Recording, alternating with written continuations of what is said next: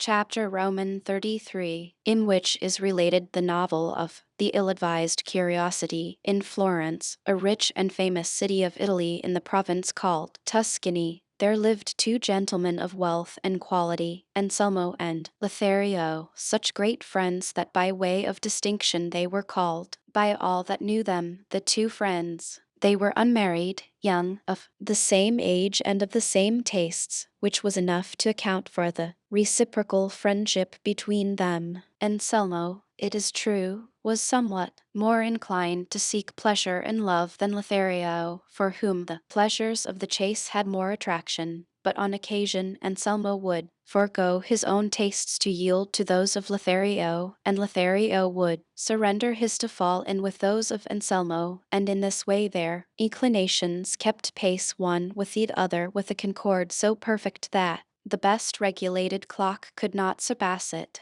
Anselmo was deep in love with a high-born and beautiful maiden of the same city, the daughter of parents so estimable, and so estimable herself, that he resolved, with the approval of his friend Lothario, without whom he did nothing, to ask her of them in marriage, and did so, Lothario being the bearer of the demand and conducting the negotiation, so much to the satisfaction of his friend that in a short time he was in possession of the object of his desires, and Camilla so happy in having won Anselmo for her husband, that she gave thanks unceasingly to heaven, and to Lothario, by whose means such good fortune had fallen to her. The first few days, those of a wedding being usually days of merrymaking, Lothario frequented his friend Anselmo's house as he had been wont, striving to do honor to him and to the occasion, and to gratify him in every way he could. But when the wedding days were over and the succession of visits and congratulations had slackened, he began purposely to leave off going to the house of Anselmo, for it seemed to him, as it naturally would to all men of sense, that friends' houses ought not to be visited after marriage with the same frequency as in their master's bachelor days, because, though true and genuine friendship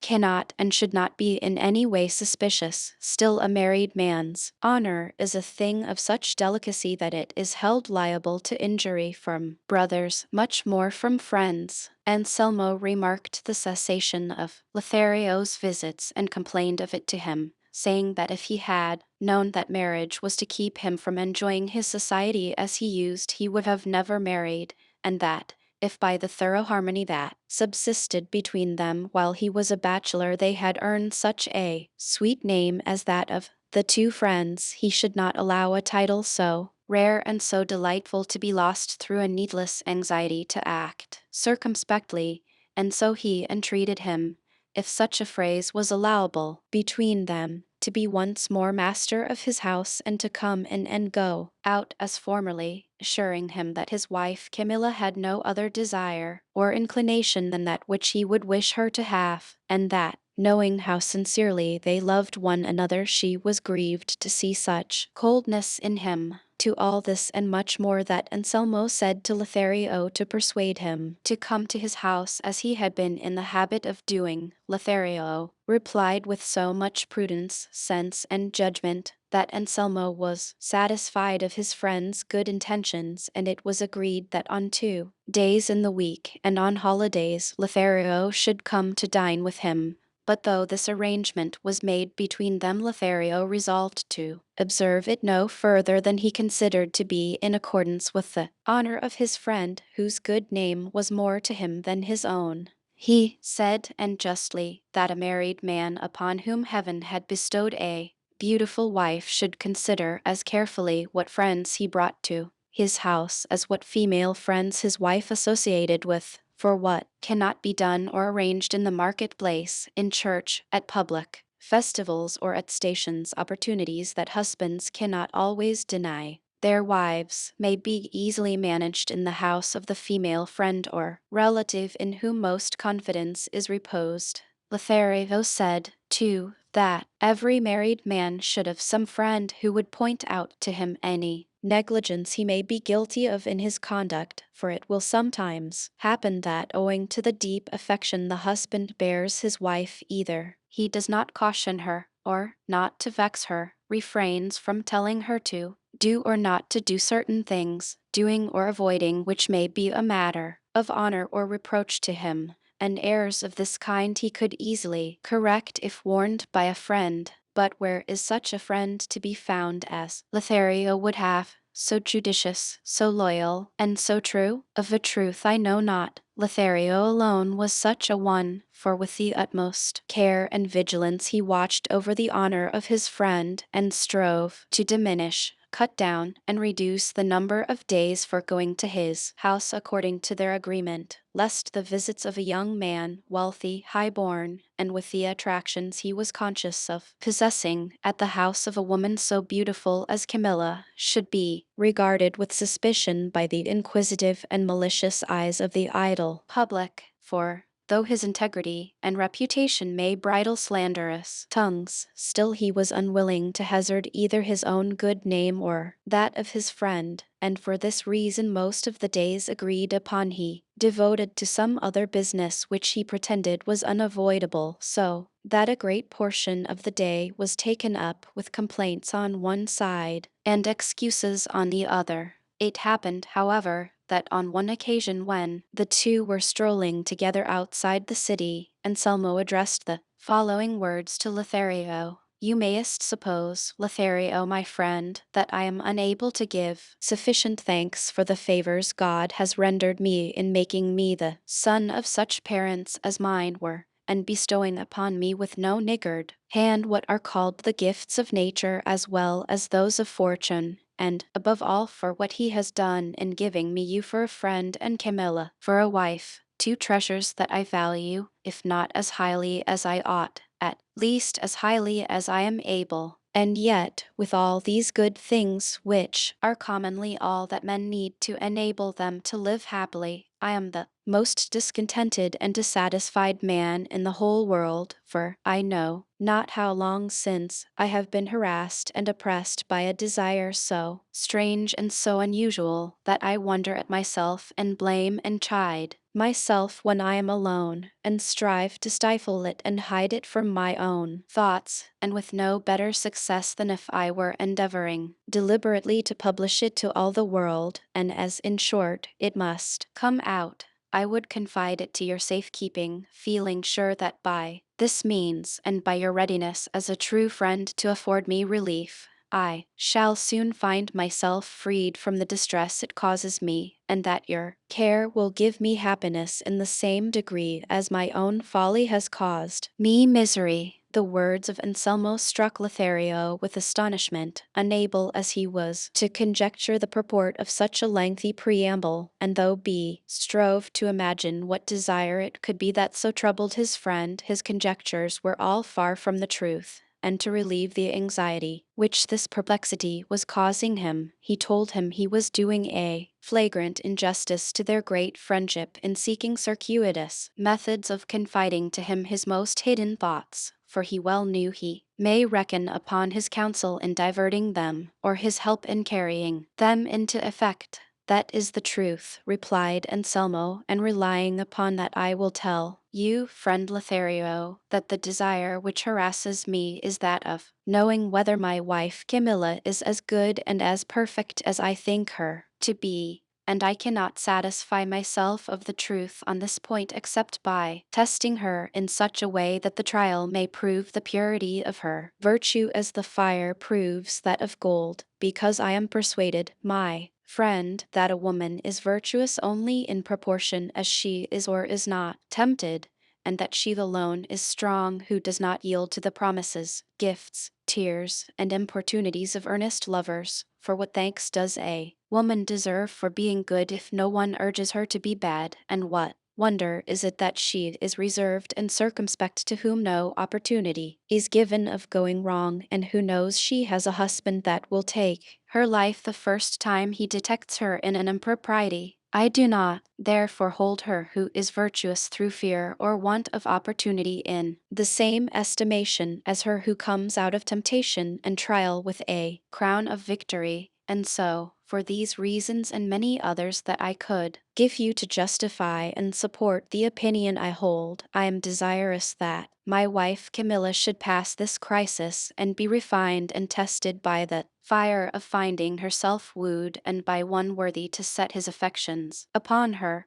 And if she comes out, as I know she will, victorious from this struggle, I shall look upon my good fortune as unequaled. I shall be able to say that the cup of my desire is full, and that the virtuous woman of whom the sage says who shall find her has fallen to my lot, and if the result be the contrary of what I expect, in the satisfaction of knowing that I have been right in my opinion, I shall bear without complaint the pain which my so dearly bought experience will naturally cause me. And as nothing of all you will urge in opposition to my wish will avail to keep me from carrying it into effect, it is my desire, friend Lothario, that you shouldst consent to become the instrument for effecting this purpose that I am bent upon, for I will afford you opportunities to that end, and nothing shall be wanting that I may think necessary for the pursuit of a virtuous, honorable, modest, and high-minded woman. And among other reasons, I am induced to entrust this arduous task to you by the consideration that if Camilla be conquered by you, the conquest will not be pushed to extremes, but only far enough to account that accomplished which from a sense of honor will be left undone. Thus I shall not be wronged in anything more than intention, and my wrong will remain buried in the integrity of your silence, which I know well will be as lasting as that of death in what concerns me. If, therefore, you wouldst have me enjoy what can be called life, you will at once engage in this love struggle, not lukewarmly nor slothfully, but with the energy and zeal that my desire demands, and with the loyalty our friendship assures me of. Such were the words Anselmo addressed to Lothario, who listened to them with such attention that, except to say what has been already mentioned, he did not open his lips until the other had finished. Then perceiving that he had no more to say, after regarding him for a while as one would regard something never before seen that excited wonder and amazement, he said to him, I cannot persuade myself, Anselmo my friend, that what you have said to me is not in jest. If I thought that you were speaking seriously, I would not have allowed you to go so far, so as to put a stop to your long harangue by not listening to you. I truly suspect that either you do not know me, or I do not know you. But no, I know well, you are Anselmo, and you knowest that I am Lothario. The misfortune is, it seems to me, that you are not the Anselmo you were, and must have thought that I am not the Lothario I should be, for the things that you have said to me are not those of that Anselmo who was my friend, nor are those that you demandest of me what should be asked of the Lothario you knowest. True friends will prove their friends and make use of them, as a poet has said, usque ad aras, by which he meant that they will not make use of their friendship in things that are contrary to God's will.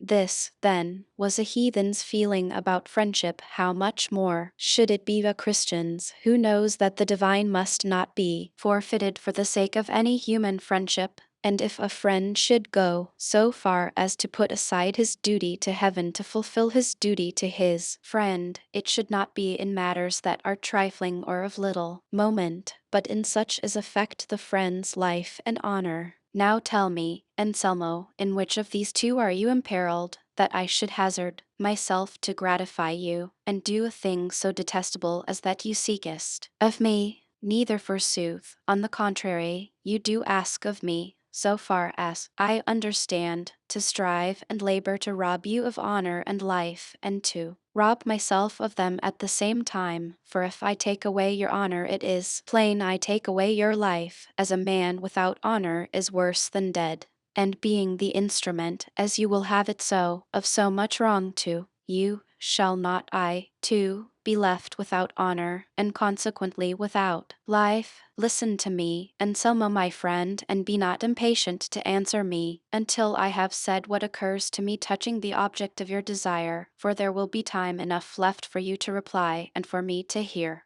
Be it so, said Anselmo, say what you will. Lothario then went on to say, "It seems to me, Anselmo, that yours is just now the temper of mind which is always that of the Moors, who can never be brought to see the error of their creed by quotations from the Holy Scriptures or by reasons which depend upon the examination of the understanding or are founded upon the articles of faith, but must have examples that are palpable, easy, intelligible, capable of proof, not admitting of doubt, with mathematical demonstrations that cannot be denied, like, if equals be taken from equals, the remainders are equal. And if they do not understand this in words, and truly they do not, it has to be shown to them with the hands and put before their eyes, and, evening with all this, no one succeeds in convincing them of the truth of our holy religion. This same mode of proceeding I shall have to adopt with you, for the desire which has sprung up in you is so absurd and remote from everything that has a semblance of reason,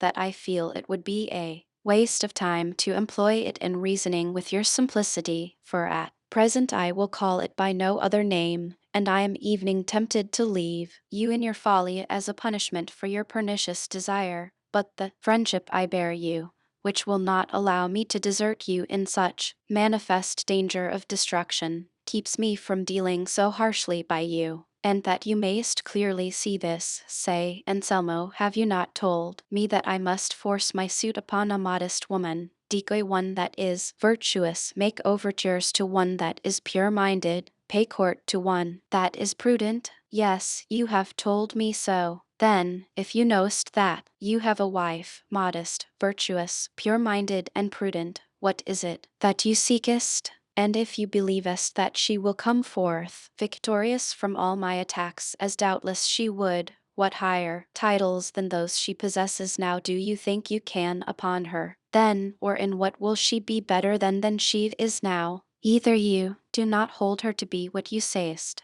or you knowest not what you do demand. If you do not hold her to be what you, why do you seek to prove her instead of treating her as guilty in the way that may seem best to you? But if she be as virtuous as you believest, it is an uncalled for proceeding to make trial of truth itself, for, after trial, it will but be in the same estimation as before. Thus, then, it is conclusive that to attempt things from which harm rather than advantage may come to us is the part of unreasoning and reckless minds, more especially when they are things which we are not forced or compelled to attempt, and which show from afar that it is plainly madness to attempt them. Difficulties are attempted either for the sake of God or for the sake of the world, or for both. Those undertaken for God's sake are those which the saints undertake when they attempt to live the lives of angels in human bodies. Those undertaken for the sake of the world are those of the men who traverse such a vast expanse of water, such a variety of climates, so many strange countries, to acquire what are called the blessings of fortune.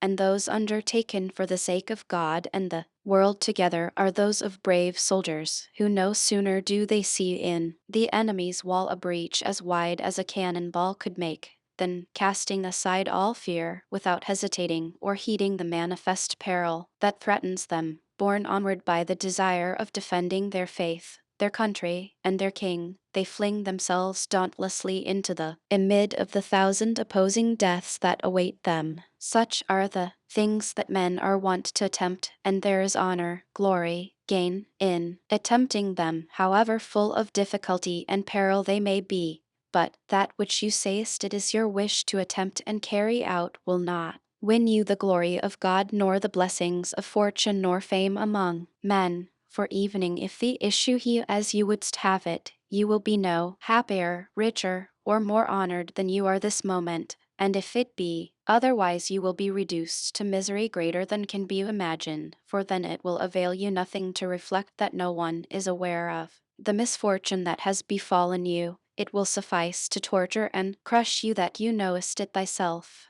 And in confirmation of the truth of what I say, let me repeat to you a stanza made by the famous poet Luigi Tansillo at the end of the first part of his Tears of Saint Peter, which says thus: The anguish and the shame but greater grew in Peter's heart as morning slowly came. No eye was there to see him, well he knew. Yet he himself was to himself a shame, exposed to all men's gaze or screened from view. A noble heart will feel the pang the same, a prey to shame the sinning soul will be, though none but heaven and earth its shame can see. Thus by keeping it secret you will not escape your sorrow, but rather you will shed tears unceasingly, if not tears of the eyes, tears of blood from the heart, like those shed by that simple doctor our poet tells us of, that tried the test of the cup, which the wise Rinaldo, better advised, refused to do. For though this may be a poetic fiction, it contains a moral lesson worthy of attention and study and imitation. Moreover, by what I am about to say to you, you will be led to see the great error you wouldst commit. Tell me, Anselmo, if heaven or good fortune had made you master and lawful owner of a diamond of the finest quality, with the excellence and purity of which all the lapidaries that had seen it had been satisfied,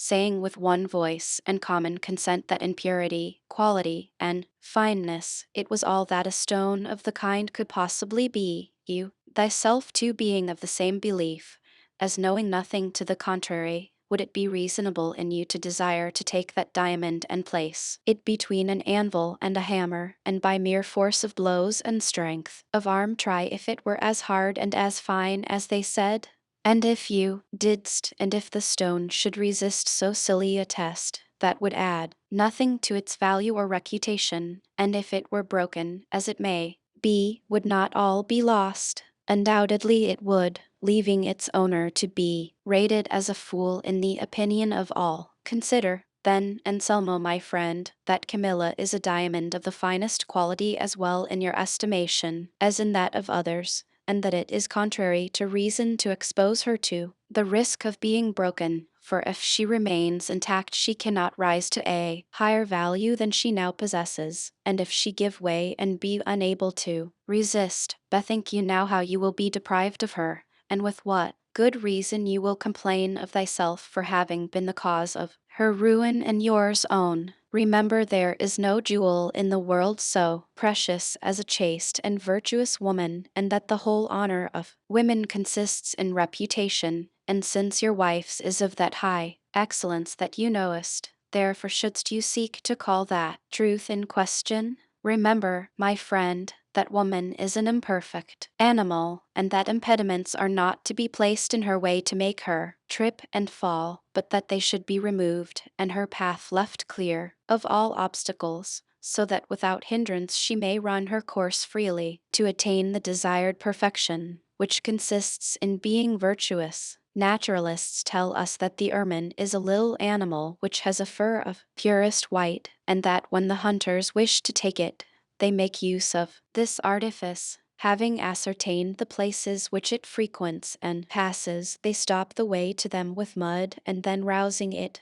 drive it towards the spot, and as soon as the ermine comes to the mud it halts, and allows itself to be taken captive rather than pass through the mire, and spoil and sully its whiteness, which it values more than life and liberty. The virtuous and chaste woman is an ermine, and whiter and purer than snow is the virtue of modesty, and he who wishes her not to lose it, but to keep and preserve it, must adopt a course different from that employed with the ermine. He must not put before her the mire of the gifts and attentions of persevering lovers, because perhaps, and evening, without a perhaps, she may not have sufficient virtue and natural strength in herself to pass through and tread underfoot these impediments. They must be removed, and the brightness of virtue and the beauty of a fair fame must be put before her. A virtuous woman, too, is like a mirror of clear shining crystal, liable to be tarnished and dimmed by every breath that touches it. She must be treated as relics are adored, not touched. She must be protected and prized as one protects and prizes a fair garden full of roses and flowers, the owner of which allows no one to trespass or pluck a blossom. Enough for others, that from afar and through the iron grating they may enjoy its fragrance and its beauty. Finally, let me repeat to you some verses that come to my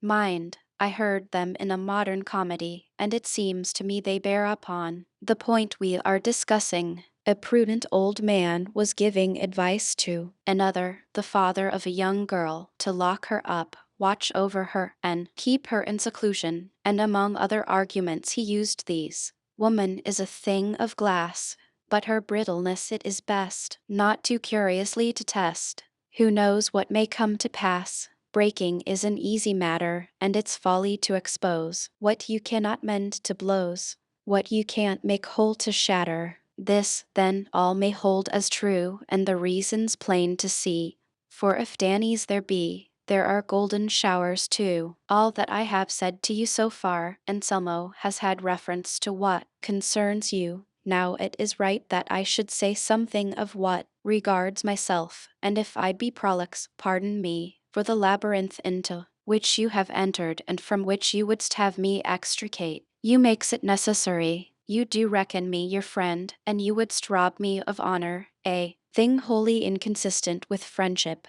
And not only do you aim at this, but you wouldst have me rob you of it also. That you wouldst rob me of it is clear, for when Camilla sees that I pay court to her as you requirest, she will certainly regard me as a man without honor or right feeling, since I attempt and do a thing so much opposed to what I owe to my own position and your friendship. That you wouldst have me rob you of it is beyond a doubt, for Camilla, seeing that I press my suit upon her, will suppose that I have perceived in her something light that has encouraged me to make known to her my base desire, and if she holds herself dishonored, her dishonor touches you as belonging to her, and therefore arises what so commonly takes place, that the husband of the adulterous woman, though he may not be aware of or have given any cause for his wife's failure in her duty, or being careless or negligent have had it in his power to prevent his dishonor, nevertheless is stigmatized by a vile and reproachful name, and in a manner regarded with eyes of contempt instead of pity by all who know of his wife's guilt, though they see that he is unfortunate not by his own fault, but by the lust of a vicious consort. But I will tell you why with good reason dishonor attaches to the husband of the unchaste wife, though he know not that she is so, nor be to blame, nor have done anything or given any provocation to make her so. And be not weary with listening to me, for it will be for your good. When God created our first parent in the earthly paradise, the Holy Scripture says that he infused sleep into Adam, and while he slept took a rib from his left side, of which he formed our mother Eve. And when Adam awoke and beheld her, he said, This is flesh of my flesh, and bone of my bone. And God said, For this shall a man leave his father and his mother, and they shall be two in one flesh. And then was instituted the divine sacrament of marriage, with such ties that death alone can loose them. And such is the force and virtue of this miraculous sacrament, that it makes two different persons one and the same flesh, and evening more than this when the virtuous are married, for though they have two souls they have but one will, and therefore it follows that as the flesh of the wife is one and the same with that of her husband, the stains that may come upon it or the injuries it incurs fall upon the husband's flesh, though he, as has been said, may have given no cause for them. For as the pain of the foot or any member of the body is felt by the whole body, because all is one flesh, as the head feels the hurt to the ankle without having caused it, so the husband, being one with her, shares the dishonor of the wife. And as all worldly honor or dishonor comes of flesh and blood, and the erring wife's is of that kind, the husband must needs bear his part of it and be held dishonored without knowing it. See, then, Anselmo, the peril you are encountering in seeking to disturb the peace of your virtuous consort. See for what an empty and ill-advised curiosity you wouldst rouse up passions that now repose in quiet in the breast of your chaste wife. Reflect that what you are staking all to win is little, and what you will lose so much that I leave it undescribed, not having the words to express it. But if all I have said be not enough to turn you from your vile purpose, you must seek some other instrument for your dishonor and misfortune, for such I will not consent to be. Though I lose your friendship, the greatest loss that I can conceive. Having said this, the wise and virtuous Lothario was silent, and Anselmo, troubled in mind and deep in thought, was unable for a while to utter a word in reply. But at length he said, I have listened, Lothario my friend, attentively, as you have seen, to what you have chosen to say to me, and in your arguments, examples, and comparisons I have seen that high intelligence you do possess, and the perfection of true friendship you have reached. And likewise I see and confess that if I am not guided by your opinion, but follow my own, I am flying from the good, and pursuing the evil. This being so, you must remember that I am now laboring under that infirmity which women sometimes suffer from, when the craving seizes them to eat clay, plaster, charcoal, and things evening, worse, disgusting to look at, much more to eat, so that it will be necessary to have recourse to some artifice to cure me, and this can be easily effected if only you will make a beginning, evening though it be, in a lukewarm and make-believe fashion, to pay court to Camilla, who will not be so yielding that her virtue will give way at the first attack. With this mere attempt I shall rest satisfied, and you will have done what our friendship binds you to do, not only in giving me life, but in persuading me not to discard my honor, and this you are bound to do for one reason alone, that, being, as I am, resolved to apply this test, it is not for you to permit me to reveal my weakness to another, and so imperil that honor you are striving to keep me from losing. And if yours may not stand as high as it ought in the estimation of Camilla, while you are paying court to her, that is of little or no importance, because before long, on finding in her that constancy which we expect, you can tell her the plain truth as regards our stratagem, and so regain your place in her esteem. And as you are venturing so little, and by the venture can afford me so much satisfaction, refuse not to undertake it, evening if further difficulties present themselves to you. For, as I have said, if you will only make a beginning, I will acknowledge the issue. Decided. Lothario, seeing the fixed determination of Anselmo, and not knowing what further examples to offer or arguments to urge in order to dissuade him from it, and perceiving that he threatened to confide his pernicious scheme to someone else, to avoid a greater evil, resolved to gratify him, and do what he asked, intending to manage the business so as to satisfy Anselmo without corrupting the mind of Camilla. So in reply he told him not to communicate his purpose to any other, for he would undertake the task himself, and would begin it as soon as he pleased. Anselmo embraced him warmly and affectionately, and thanked him for his offer as if he had bestowed some great favor upon him, and it was agreed between them to set about it the next day, Anselmo affording opportunity and time to Lothario to converse alone with Camilla, and furnishing him with money and jewels to offer and presents to her. He suggested, too, that he should treat her to music, and write verses in her praise, and if he was unwilling to take the trouble of composing them, he offered to do it himself. Lothario agreed to all with an intention very different from what Anselmo supposed, and with this understanding they returned to Anselmo's house, where they found Camilla awaiting her husband anxiously and uneasily, for he was later than usual in returning that day. Lothario repaired to his own house, and Anselmo remained in his, as well satisfied as Lothario was troubled in mind, for he could see no satisfactory way out of this ill-advised business. That night, however, he thought of a plan by which he may deceive Anselmo without any injury to Camilla. The next day he went to dine with his friend, and was welcomed by Camilla, who received and treated him with great cordiality, knowing the affection her husband felt for him. When dinner was over and the cloth removed, Anselmo told Lothario to stay there with Camilla while he attended to some pressing business, as he would return in an hour and a half. Camilla begged him not to go, and Lothario offered to accompany him, but nothing could persuade Anselmo, who on the contrary pressed Lothario to remain, waiting for him, as he had a matter of great importance to discuss with him. At the same time he bade Camilla not to leave Lothario alone until he came back. In short, he contrived to put so good a face on the reason, or the folly, of his absence that no one could have suspected it was a pretense. Anselmo took his departure, and Camilla and Lothario were left alone at the table, for the rest of the household had gone to dinner. Lothario saw himself in the lists according to his friend's wish, and facing an enemy that could by her beauty alone vanquish a squadron of armed knights. Judge whether he had good reason to fear.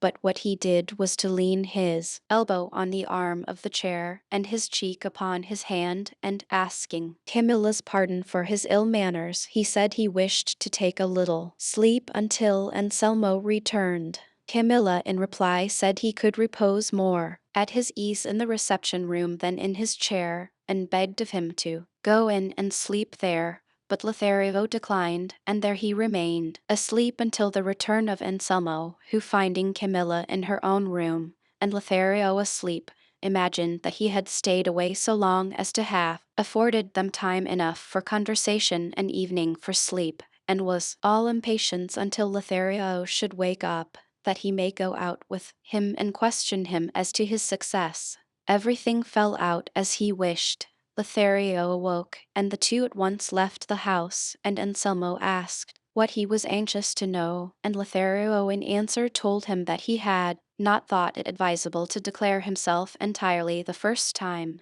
and therefore had only extolled the charms of Camilla, telling her that all the city spoke of nothing else but her beauty and wit, for this seemed to him an excellent way of beginning to gain her goodwill and render her disposed to listen to him with pleasure the next time, thus availing himself of the device the devil has recourse to when he would deceive one who is on the watch, for he being the angel of darkness transforms himself into an angel of light, and under cover of a fair seeming discloses himself at length, and effects his purpose if at the beginning his wiles are not discovered. All this gave great satisfaction to Anselmo, and he said he would afford the same opportunity every day, but without leaving the house, for he would find things to do at home so that Camilla should not detect the plot. Thus, then, several days went by, and Lothario, without uttering a word to Camilla, reported to Anselmo that he had talked with her and that he had never been able to draw from her the slightest indication of consent to anything dishonorable, nor evening a sign or shadow of hope. On the contrary, he said she would inform her husband of it. So far well said Anselmo. Camilla has thus far resisted words. We must now see how she will resist deeds. I will give you to the morrow 2,000 crowns in gold for you to offer or evening present, and as many more to buy jewels to lure her, for women are fond of being becomingly attired and going gaily dressed, and all the more so if they are beautiful, however chaste they may be, and if she resists this temptation, I will rest satisfied and will give you no more trouble. Lothario replied that now he had begun he would carry on the undertaking to the end, though he perceived he was to come out of it wearied and vanquished. The next day he received the 4,000 crowns, and with them 4,000 perplexities, for he knew not what to say by way of a new falsehood. But in the end he made up his mind to tell him that Camilla stood as firm against gifts and promises as against words, and that there was no use in taking any further trouble, for the time was all spent to no purpose. But chance, directing things in a different manner, so ordered it that Anselmo, having left Lothario and Camilla alone as on other occasions, shut himself into a chamber and posted himself to watch and listen through the keyhole to what passed between them, and perceived that for more than half an hour Lothario did not utter a word to Camilla, nor would utter a word though he were to be there for an age. And he came to the conclusion that what his friend had told him about the replies of Camilla was all invention and falsehood, and to ascertain if it were so, he came out, and calling Lothario aside asked him what news he had and in what humor Camilla was. Lothario replied that he was not disposed to go on with the business, for she had answered him so angrily and harshly that he had no heart to say anything more to her. Ah, Lothario, Lothario, said Anselmo, how ill do you meet your obligations to me, and the great confidence I repose in you. I have been just now watching through this keyhole, and I have seen that you has not said a word to Camilla, from where I conclude that on the former occasions you have not spoken to her either, and if this be so, as no doubt it is, why do you deceive me? Or therefore seekest you by craft to deprive me of the means I may find of attaining my desire? Anselmo said no more,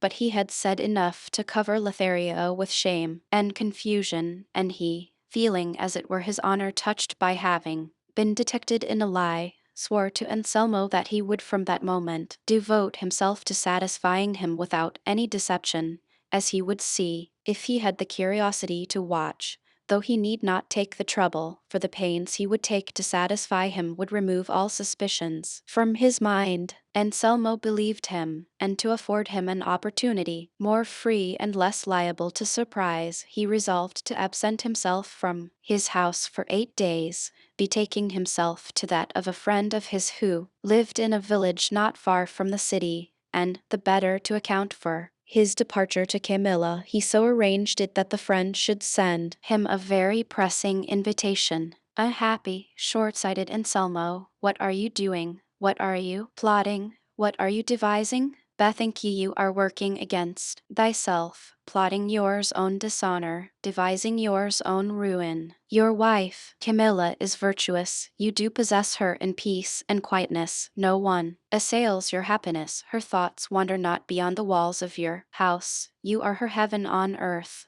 the object of her wishes, the fulfillment of her desires, the measure with which she measures her will, making it conform in all things to yours and heaven's. If, then, the mine of her honor, beauty, virtue, and modesty yields you without labor all the wealth it contains and you can wish for, why will you dig the earth in search of fresh veins, of new unknown treasure, risking the collapse of all, since it but rests on the feeble props of her weak nature? Bethink you that from him who seeks impossibilities that which is possible may with justice be withheld, as was better expressed by a poet who said, it is mine to seek for life in death, health in disease seek I seek in prison freedom's breath, in traitor's loyalty, so fate that ever scorns to grant, or grace or boon to me, since what can never be I want, denies me what may be. The next day Anselmo took his departure for the village, leaving instructions with Camilla that during his absence Lothario would come to look after his house and to dine with her,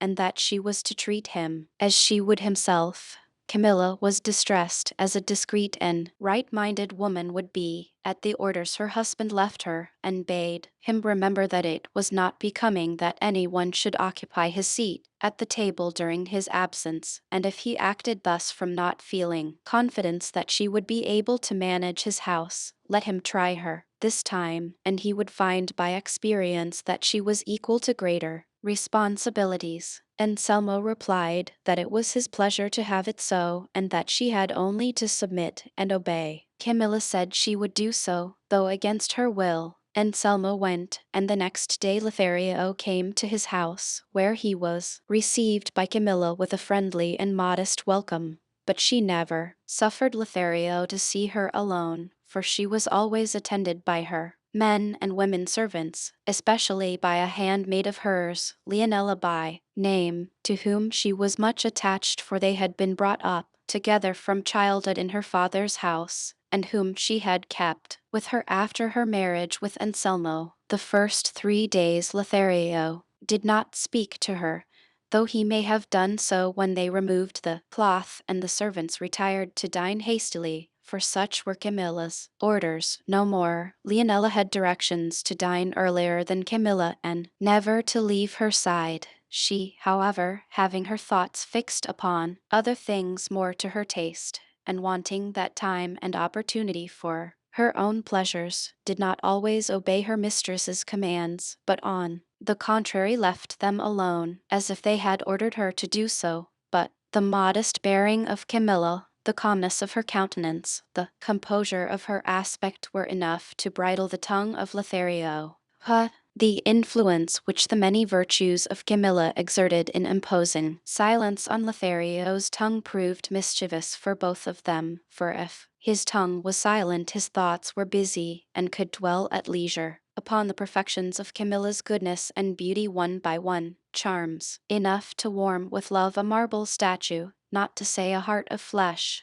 Lothario gazed upon her when he may have been speaking to her, and thought how worthy of being loved she was, and thus reflection began, little by little, to assail his allegiance to Anselmo, and 1,000 times he thought of withdrawing from the city and going where Anselmo should never see him nor he see Camilla. But already the delight he found in gazing on her interposed and held him fast. He put a constraint upon himself and struggled to repel and repress the pleasure he found in contemplating Camilla. When alone, he blamed himself for his weakness, called himself a bad friend, no, a bad Christian. Then he argued the matter and compared himself with Anselmo, always coming to the conclusion that the folly and rashness of Anselmo had been worse than his faithlessness, and that if he could excuse his intentions as easily before God as with man, he had no reason to fear any punishment for his offense.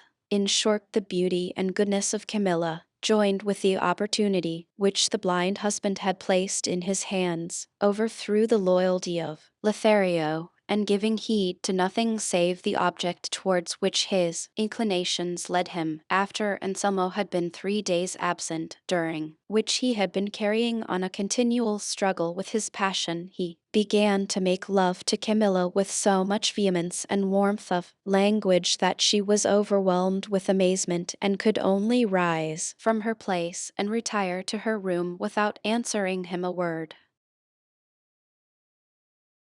Chapter Roman 34, in which is continued the novel of the ill-advised curiosity. It is commonly said that an army looks ill without its general and a castle without its castellan, and I say that a young married woman looks still worse without her husband unless there are very good reasons for it. I find myself so ill at ease without you, and so incapable of enduring this separation, that unless you return quickly I shall have to go for relief to my parents' house, evening if I leave yours without a protector, for the one you left me, if truly he deserved that title, has, I think, more regard to his own pleasure than to what concerns you. As you are possessed of discernment, I need say no more to you, nor truly is it fitting I should say more. Anselmo received this letter, and from it he gathered that Lothario had already begun his task, and that Camilla must have replied to him as he would have wished, and delighted beyond measure at such intelligence. He sent word to her not to leave his house on any account, as he would very shortly return. Camilla was astonished at Anselmo's reply, which placed her in greater perplexity than before, for she neither dared to remain in her own house, nor yet to go to her parents', for in remaining her virtue was imperiled, and in going she was opposing her husband's commands. Finally she decided upon what was the worst course for her, to remain, resolving not to fly from the presence of Lothario, that she may not give food for gossip to her servants, and she now began to regret having written as she had to her husband, fearing he may imagine that Lothario had perceived in her some lightness which had impelled him to lay aside the respect he owed her. But confident of her rectitude, she put her trust in God and in her own virtuous intentions, with which she hoped to resist in silence all the solicitations of Lothario, without saying anything to her husband so as not to involve him in any quarrel or trouble, and she evening began to consider how to excuse Lothario to Anselmo when he should ask her what it was that induced her to write that letter. With these resolutions, more honorable than judicious or effectual, she remained the next day listening to Lothario, who pressed his suit so strenuously that Camilla's firmness began to waver, and her virtue had enough to do to come to the rescue of her eyes and keep them from showing signs of a certain tender compassion which the tears and appeals of Lothario had awakened in her bosom. Lothario observed all this, and it inflamed him all the more. In short, he felt that while Anselmo's absence afforded time and opportunity, he must press the siege of the fortress, and so he assailed her self-esteem with praises of her beauty, for there is nothing that more quickly reduces and levels the castle towers of fair women's vanity than vanity itself upon the tongue of flattery. In fact, with the utmost assiduity he undermined the rock of her purity with such engines, that had Camilla been of brass she must have fallen. He wept, he entreated, he promised, he flattered, he importuned, he pretended with so much feeling and apparent sincerity, that he overthrew the virtuous resolves of Camilla and won the triumph he least expected and most longed for. Camilla yielded, Camilla fell, but what wonder if the friendship of Lothario could not stand firm? A clear proof to us that the passion of love is to be conquered only by flying from it, and that no one should engage in a struggle with an enemy so mighty, for divine strength is needed to overcome his human power. Leonela alone knew of her mistress's weakness, for the two false friends and new lovers were unable to conceal it. Lothario did not care to tell Camilla the object Anselmo had in view, nor that he had afforded him the opportunity of attaining such a result, lest she should undervalue his love and think that it was by chance and without intending it and not of his own accord that he had made love to her. A few days later Anselmo returned to his house, and did not perceive what it had lost, that which he so lightly treated and so highly prized. He went at once to see Lothario, and found him at home.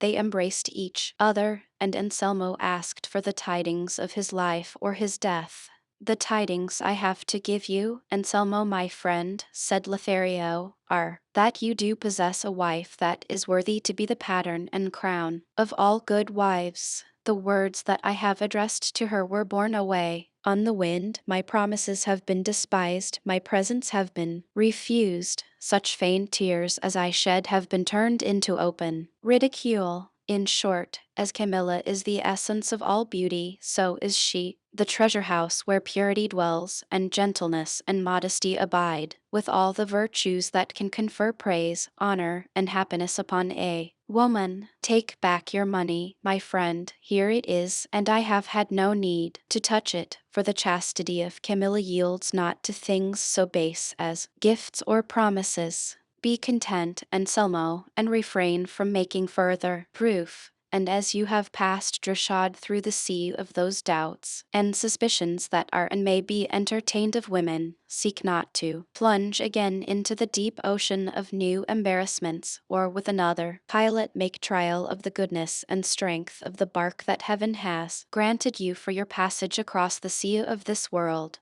But reckon thyself now safe in port, moor thyself with the anchor of sound reflection, and rest in peace until you are called upon to pay that debt, which no nobility on earth can escape paying. Anselmo was completely satisfied by the words of Lothario, and believed them as fully as if they had been spoken by an oracle. Nevertheless he begged of him not to relinquish the undertaking, were it but for the sake of curiosity and amusement, though thenceforward he need not make use of the same earnest endeavors as before. All he wished him to do was to write some verses to her, praising her under the name of Chloris, for he himself would give her to understand that he was in love with a lady to whom he had given that name to enable him to sing her praises with the decorum due to her modesty. And if Lothario were unwilling to take the trouble of writing the verses, he would compose them himself. "That will not be necessary," said Lothario, "for the muses are not such enemies of mine, but that they visit me now and then in the course of the year.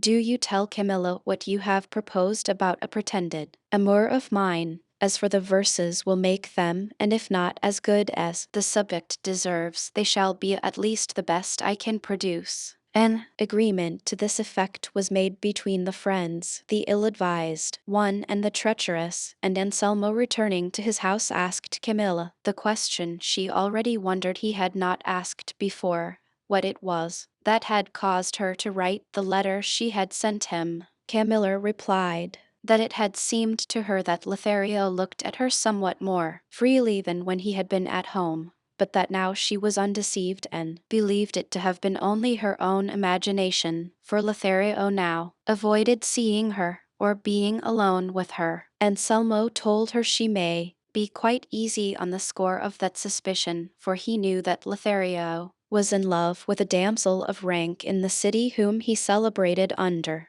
the name of Chloris, and that evening, if he were not, his fidelity and their great friendship left no room for fear. Had not Camilla, however, been informed beforehand by Lothario that this love for Chloris was a pretense, and that he himself had told Anselmo of it in order to be able sometimes to give utterance to the praises of Camilla herself, no doubt she would have fallen into the despairing toils of jealousy, but being forewarned, she received the startling news without uneasiness. The next day, as the three were at table, Anselmo asked Lothario to recite something of what he had composed for his mistress Chloris, for as Camilla did not know her, he may safely say what he liked. Evening did she know her, returned Lothario, I would hide nothing, for when a lover praises his lady's beauty, and charges her with cruelty, he casts no imputation upon her fair name. At any rate, all I can say is that yesterday I made a sonnet on the ingratitude of this Chloris, which goes thus: Sonnet. At midnight, in the silence, when the eyes of happier mortals balmy slumbers close, the weary tale of my unnumbered woes to Chloris and to heaven is wont to rise. And when the light of day returning dyes the portals of the east with tints of rose, with undiminished force my sorrow flows, in broken accents and in burning sighs. And when the sun ascends his star-girt throne, and on the earth pours down his midday beams, noon but renews my wailing and my tears. And with the night again goes up my moan. Yet ever in my agony it seems to me that neither heaven nor chorus hears. The sonnet pleased Camilla, and still more Anselmo, for he praised it and said the lady was excessively cruel who made no return for sincerity so manifest. On which Camilla said, then all that love-smitten poets say is true. As poets they do not tell the truth, replied Lothario, but as lovers, they are not more defective in expression than they are truthful.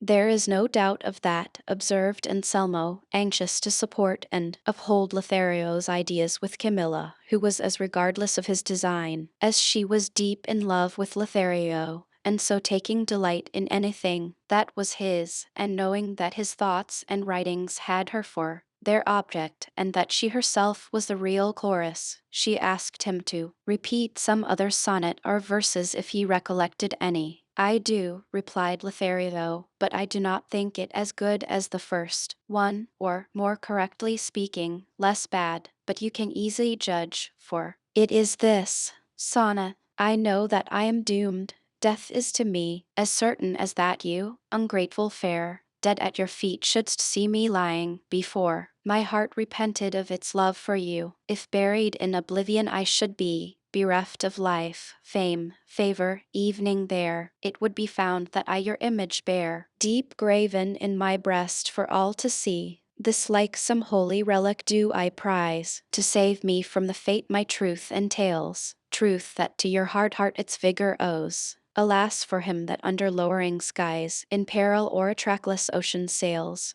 where neither friendly port nor pole star shows. Anselmo praised this second sonnet too, as he had praised the first, and so he went on adding link after link to the chain with which he was binding himself and making his dishonor secure. For when Lothario was doing most to dishonor him, he told him he was most honored. And thus, each step that Camilla descended towards the depths of her abasement, she mounted, in his opinion, towards the summit of virtue and fair fame. It so happened that finding herself on one occasion alone with her maid, Camilla said to her, I am ashamed to think, my dear Leonela, how lightly I have valued myself that I did not compel Lothario to purchase by at least some expenditure of time that full possession of me that I so quickly yielded him of my own free will. I fear that he will think ill of my pliancy or lightness, not considering the irresistible influence he brought to bear upon me. Let not that trouble you, my lady, said Leonela, for it does not take away the value of the thing given or make it the less precious to give it quickly if it be really valuable and worthy of being prized. No, they are wont to say that he who gives quickly gives twice. They say also, said Camilla, that what costs little is valued less. That saying does not hold good in your case, replied Leonela, for love, as I have heard say, sometimes flies and sometimes walks. With this one it runs, with that it moves slowly, some it cools, others it burns. Some it wounds, others it slays. It begins the course of its desires, and at the same moment completes and ends it. In the morning it will lay siege to a fortress, and by night will have taken it, for there is no power that can resist it. So what are you in dread of? What do you fear? When the same must have befallen Lothario, love having chosen the absence of my lord as the instrument for subduing you, and it was absolutely necessary to complete then what love had resolved upon, without affording the time to let Anselmo return and by his presence compel the work to be left unfinished. For love has no better agent for carrying out his designs than opportunity, and of opportunity he avails himself in all his feats, especially at the outset. All this I know well myself, more by experience than by hearsay, and some day, Senora, I will enlighten you on the subject, for I am of your flesh and blood too. Moreover, Lady Camilla, you did not surrender yourself or yield so quickly, but that first you saw Lothario's whole soul in his eyes, in his sighs, in his words, his promises, and his gifts, and by it and his good qualities, perceived how worthy he was of your love. This, then, being the case, let not these scrupulous and prudish ideas trouble your imagination, but be assured that Lothario prizes you as you do him, and rest content and satisfied that as you are caught in the noose of love it is one of worth and merit that has taken you, and one that has not only the 4 S's that they say true lovers ought to have, but a complete alphabet. Only listen to me and you will see how I can repeat it by rote.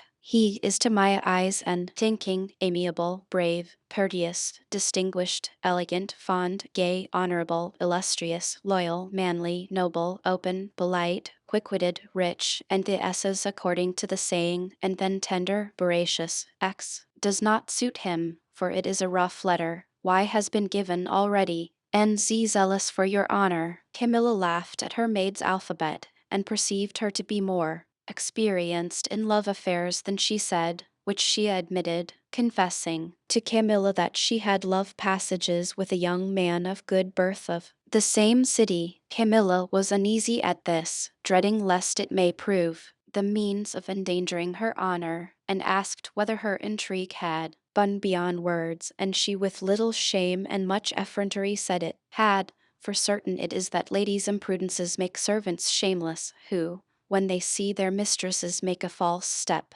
think nothing of going astray themselves or of its being known. All that Camilla could do was to entreat Leonela to say nothing about her doings to him whom she called her lover, and to conduct her own affairs secretly lest they should come to the knowledge of Anselmo or of Lothario. Leonela said she would, but kept her word in such a way that she confirmed Camilla's apprehension of losing her reputation through her means. For this, abandoned and bold Leonela, as soon as she perceived that her mistress's demeanor was not what it was wont to be, had the audacity to introduce her lover into the house, confident that evening if her mistress saw him she would not dare to expose him. For the sins of mistresses entail this mischief among others. They make themselves the slaves of their own servants, and are obliged to hide their laxities and depravities, as was the case with Camilla, who though she perceived, not once but many times, that Leonela was with her lover in some room of the house, not only did not dare to chide her, but afforded her opportunities for concealing him, and removed all difficulties, lest he should be seen by her husband. She was unable, however, to prevent him from being seen on one occasion, as he sallied forth at daybreak, by Lothario, who, not knowing who he was, at first took him for a spectre, but, as soon as he saw him hasten away, muffling his face with his cloak and concealing himself carefully and cautiously, he rejected this foolish idea and adopted another, which would have been the ruin of all had not Camilla found a remedy. It did not occur to Lothario that this man he had seen issuing at such an untimely hour from Anselmo's house could have entered it on Leonella's account, nor did he even remember there was such a person as Leonella. All he thought was that as Camilla had been light and yielding with him, so she had been with another. For this further penalty the erring woman's sin brings with it, that her honor is distrusted evening by him to whose overtures and persuasions she has yielded, and he believes her to have surrendered more easily to others and gives implicit credence to every suspicion that comes into his mind. All Lothario's good sense seems to have failed him at this juncture. All his prudent maxims escaped his memory, for without once reflecting rationally, and without more ado, in his impatience and in the blindness of the jealous rage that gnawed his heart, and dying to revenge himself upon Camilla, who had done him no wrong, before Anselmo had risen he hastened to him and said to him, "Know, Anselmo, that for several days past I have been struggling with myself, striving to withhold from you what it is no longer possible or right that I should conceal from you. Know that Camilla's fortress has surrendered and is ready to submit to my will, and if I have been slow to reveal this fact to you, it was in order to see if it were some light caprice of hers, or if she sought to try me and ascertain if the love I began to make to her with your permission was made with a serious intention.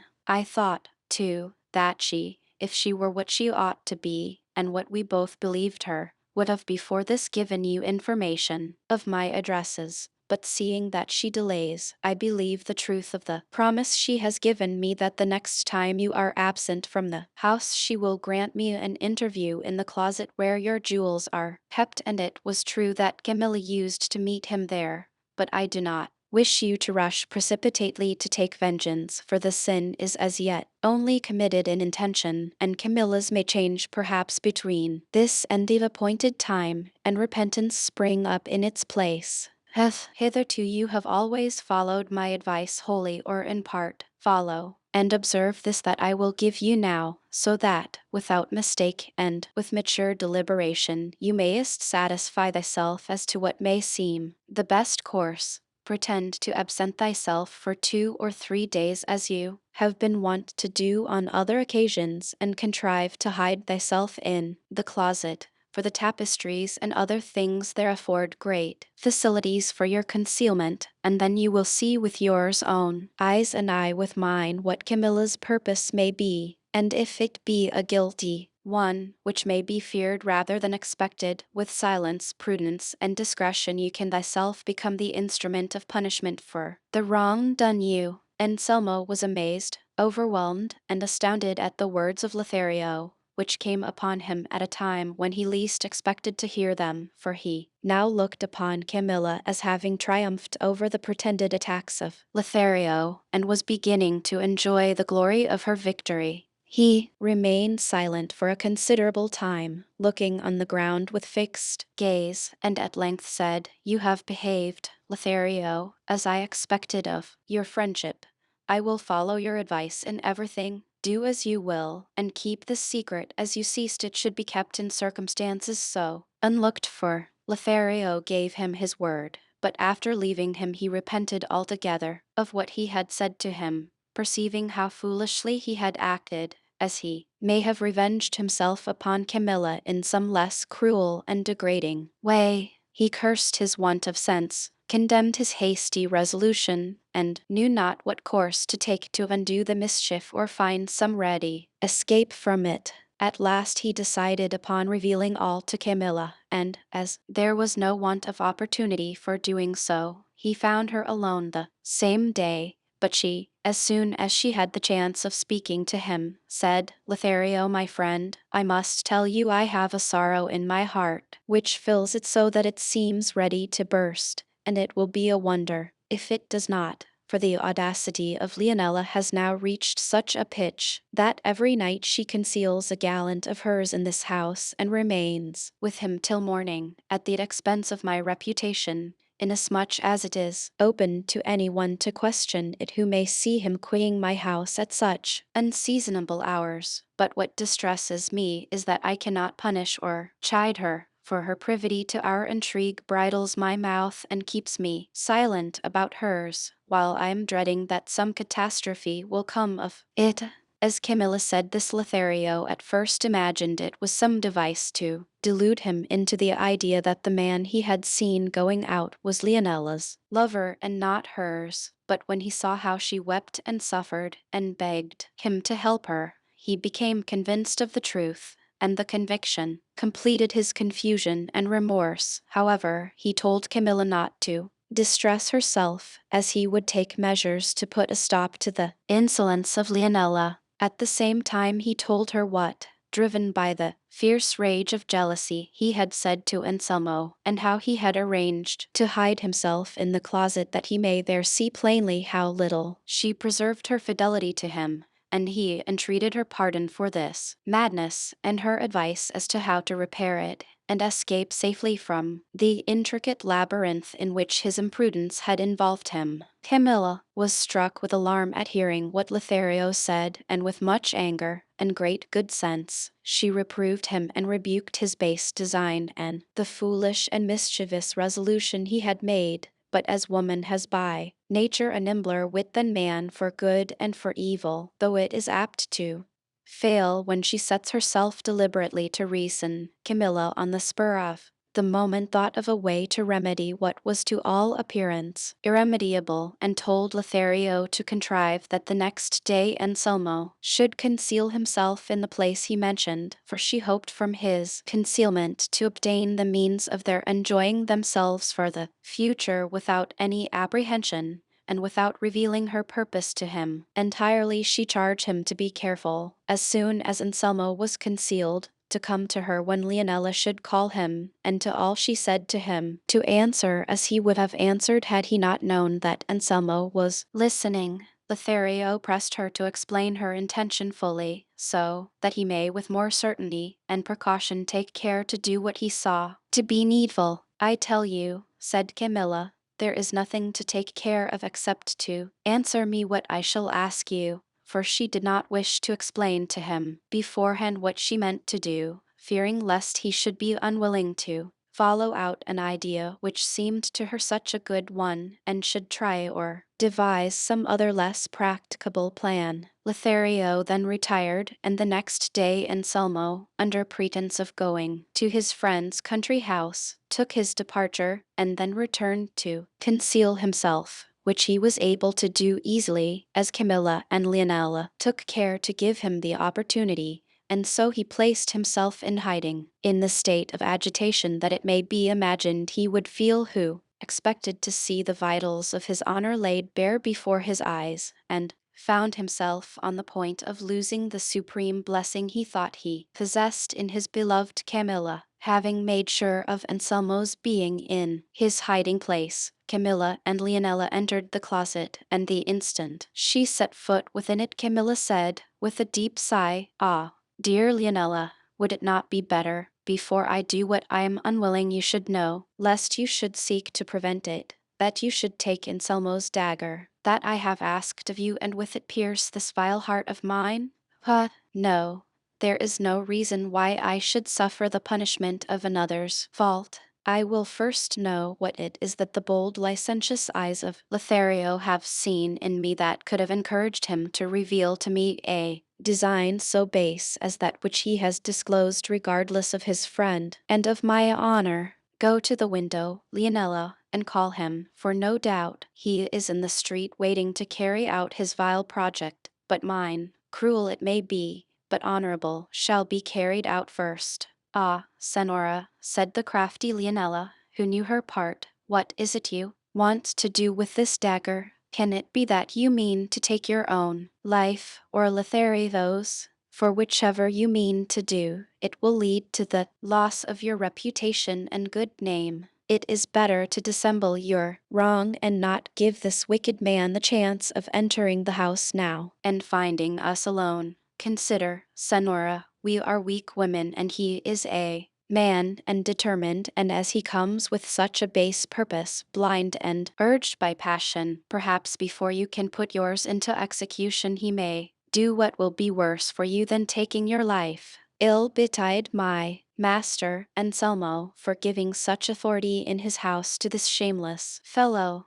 And supposing you kill him, Senora, as I suspect you mean to do, what shall we do with him when he is dead? What, my friend, replied Camilla, we shall leave him for Anselmo to bury him, for in reason it will be to him a light labor to hide his own infamy underground. Summon him, make haste, for all the time I delay in taking vengeance for my wrong seems to me an offense against the loyalty I owe my husband. Anselmo was listening to all this, and every word that Camilla uttered made him change his mind. But when he heard that it was resolved to kill Lothario, his first impulse was to come out and show himself to avert such a disaster. But in his anxiety to see the issue of a resolution so bold and virtuous he restrained himself, intending to come forth in time to prevent the deed. At this moment Camilla, throwing herself upon a bed that was close by, swooned away, and Leonela began to weep bitterly, exclaiming, "Woe is me, that I should be fated to have dying here in my arms the flower of virtue upon earth, the crown of true wives, the pattern of chastity, with more to the same effect, so that anyone who heard her would have taken her for the most tender-hearted and faithful handmaid in the world, and her mistress for another persecuted Penelope." Camilla was not long in recovering from her fainting fit, and on coming to herself she said,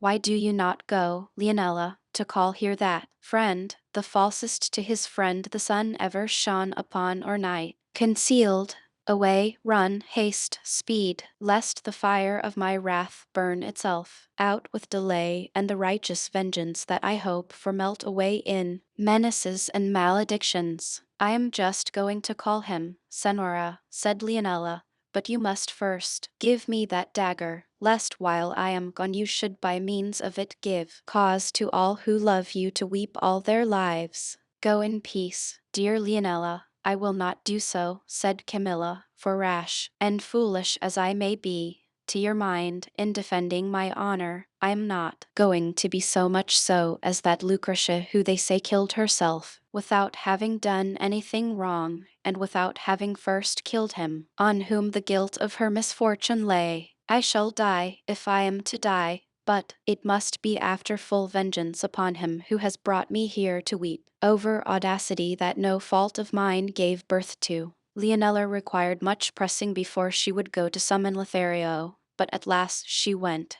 and while awaiting her return Camilla continued, as if speaking to herself, "Good God, would it not have been more prudent to have repulsed Lothario, as I have done many a time before, than to allow him, as I am now doing, to think me unchaste and vile, evening for the short time I must wait until I undeceive him? No doubt it would have been better, but I should not be avenged, nor the honor of my husband vindicated, should he find so clear and easy an escape from the strait into which his depravity has led him. Let the traitor pay with his life for the temerity of his wanton wishes, and let the world know if perhaps it shall ever come to know that Camilla not only preserved her allegiance to her husband, but avenged him of the man who dared to wrong him. Still, I think it may be better to disclose this to Anselmo. Then I have called his attention to it in the letter I wrote to him in the country, and if he did nothing to prevent the mischief I there pointed out to him, I suppose it was that from pure goodness of heart and trustfulness he would not and could not believe that any thought against his honor could harbor in the breast of so stanch a friend, nor truly did I myself believe it for many days, nor should I have ever believed it, if his insolence had not gone so far as to make it manifest by open presents, lavish promises, and ceaseless tears. But why do I argue thus? Does a bold determination stand in need of arguments? Surely not. Then, traitors avaunt, vengeance to my aid. Let the false one come, approach, advance, die, yield up his life, and then befall what may. Pure I came to him whom heaven bestowed upon me, pure I shall leave him, and at the worst bathed in my own chaste blood and in the foul blood of the falsest friend that friendship ever saw in the world. And as she uttered these words, she paced the room holding the unsheathed dagger, with such irregular and disordered steps, and such gestures that one would have supposed her to have lost her senses, and taken her for some violent desperado instead of a delicate woman. Anselmo, hidden behind some tapestries where he had concealed himself, beheld and was amazed at all, and already felt that what he had seen and heard was a sufficient answer to evening greater suspicions, and he would have been now well pleased if the proof afforded by Lothario's coming were dispensed with, as he feared some sudden mishap. But as he was on the point of showing himself and coming forth to embrace and undeceive his wife, he paused as he saw Leonela returning, leading Lothario. Camilla, when she saw him, drawing a long line in front of her on the floor with the dagger, said to him, "Lothario, pay attention to what I say to you. If by any chance you darest to cross this line you ceased, or evening, approach it. The instant I see you attempt it, that same instant will I pierce my bosom with this dagger that I hold in my hand, and before you answerest me a word desire you to listen to a few from me, and afterwards you shall reply as may please you. First, I desire you to tell me, Lothario, if you knowest my husband Anselmo, and in what light you regardest him,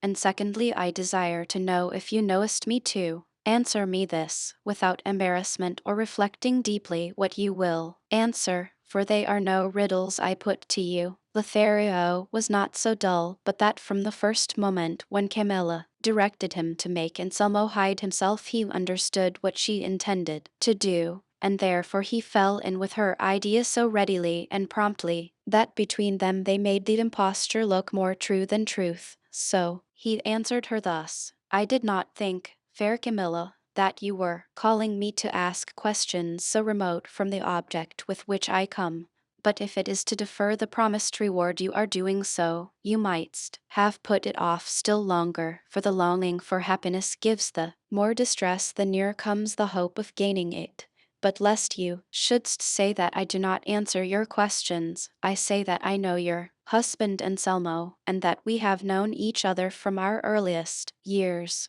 I will not speak of what you too knowest of our friendship, that I may not compel myself to testify against the wrong that love, the mighty excuse for greater errors, makes me inflict upon him. You I know, and hold in the same estimation as he does, for were it not so I had not, for a lesser prize, acted in opposition to what I owe to my station and the holy laws of true friendship, now broken and violated by me through that powerful enemy, love." "If you do confess that," returned Camilla, "mortal enemy of all that rightly deserves to be loved, with what face do you dare to come before one whom you knowest to be the mirror where he is reflected on, whom you shouldst look to see how unworthily you him? But, woe is me, I now comprehend what has made you give so little heed to what you owest to thyself. It must have been some freedom of mine, for I will not call it immodesty, as it did not proceed from any deliberate intention, but from some heedlessness such as women are guilty of through inadvertence, when they think they have no occasion for reserve. But tell me, traitor, when did I by word or sign give a reply to your prayers that could awaken in you a shadow of hope of attaining your base wishes? When were not your professions of love sternly and scornfully rejected and rebuked? When were your frequent pledges and still more frequent gifts believed or accepted? But as I am persuaded that no one can long persevere in the attempt to win love unsustained by some hope, I am willing to attribute to myself the blame of your assurance, for no doubt some thoughtlessness of mine has all this time fostered your hopes, and therefore will I punish myself and inflict upon myself the penalty your guilt deserves. And that you mayest see that being so relentless to myself I cannot possibly be otherwise to you, I have summoned you to be a witness of the sacrifice I mean to offer to the injured honor of my honored husband, wronged by you with all the assiduity you were capable of, and by me too through want of caution in avoiding every occasion, if I have given any, of encouraging and sanctioning your base designs. Once more I say the suspicion in my mind that some imprudence of mine has engendered these lawless thoughts in you is what causes me most distress and what I desire most to punish with my own hands, for were any other instrument of punishment employed my error may become perhaps more widely known.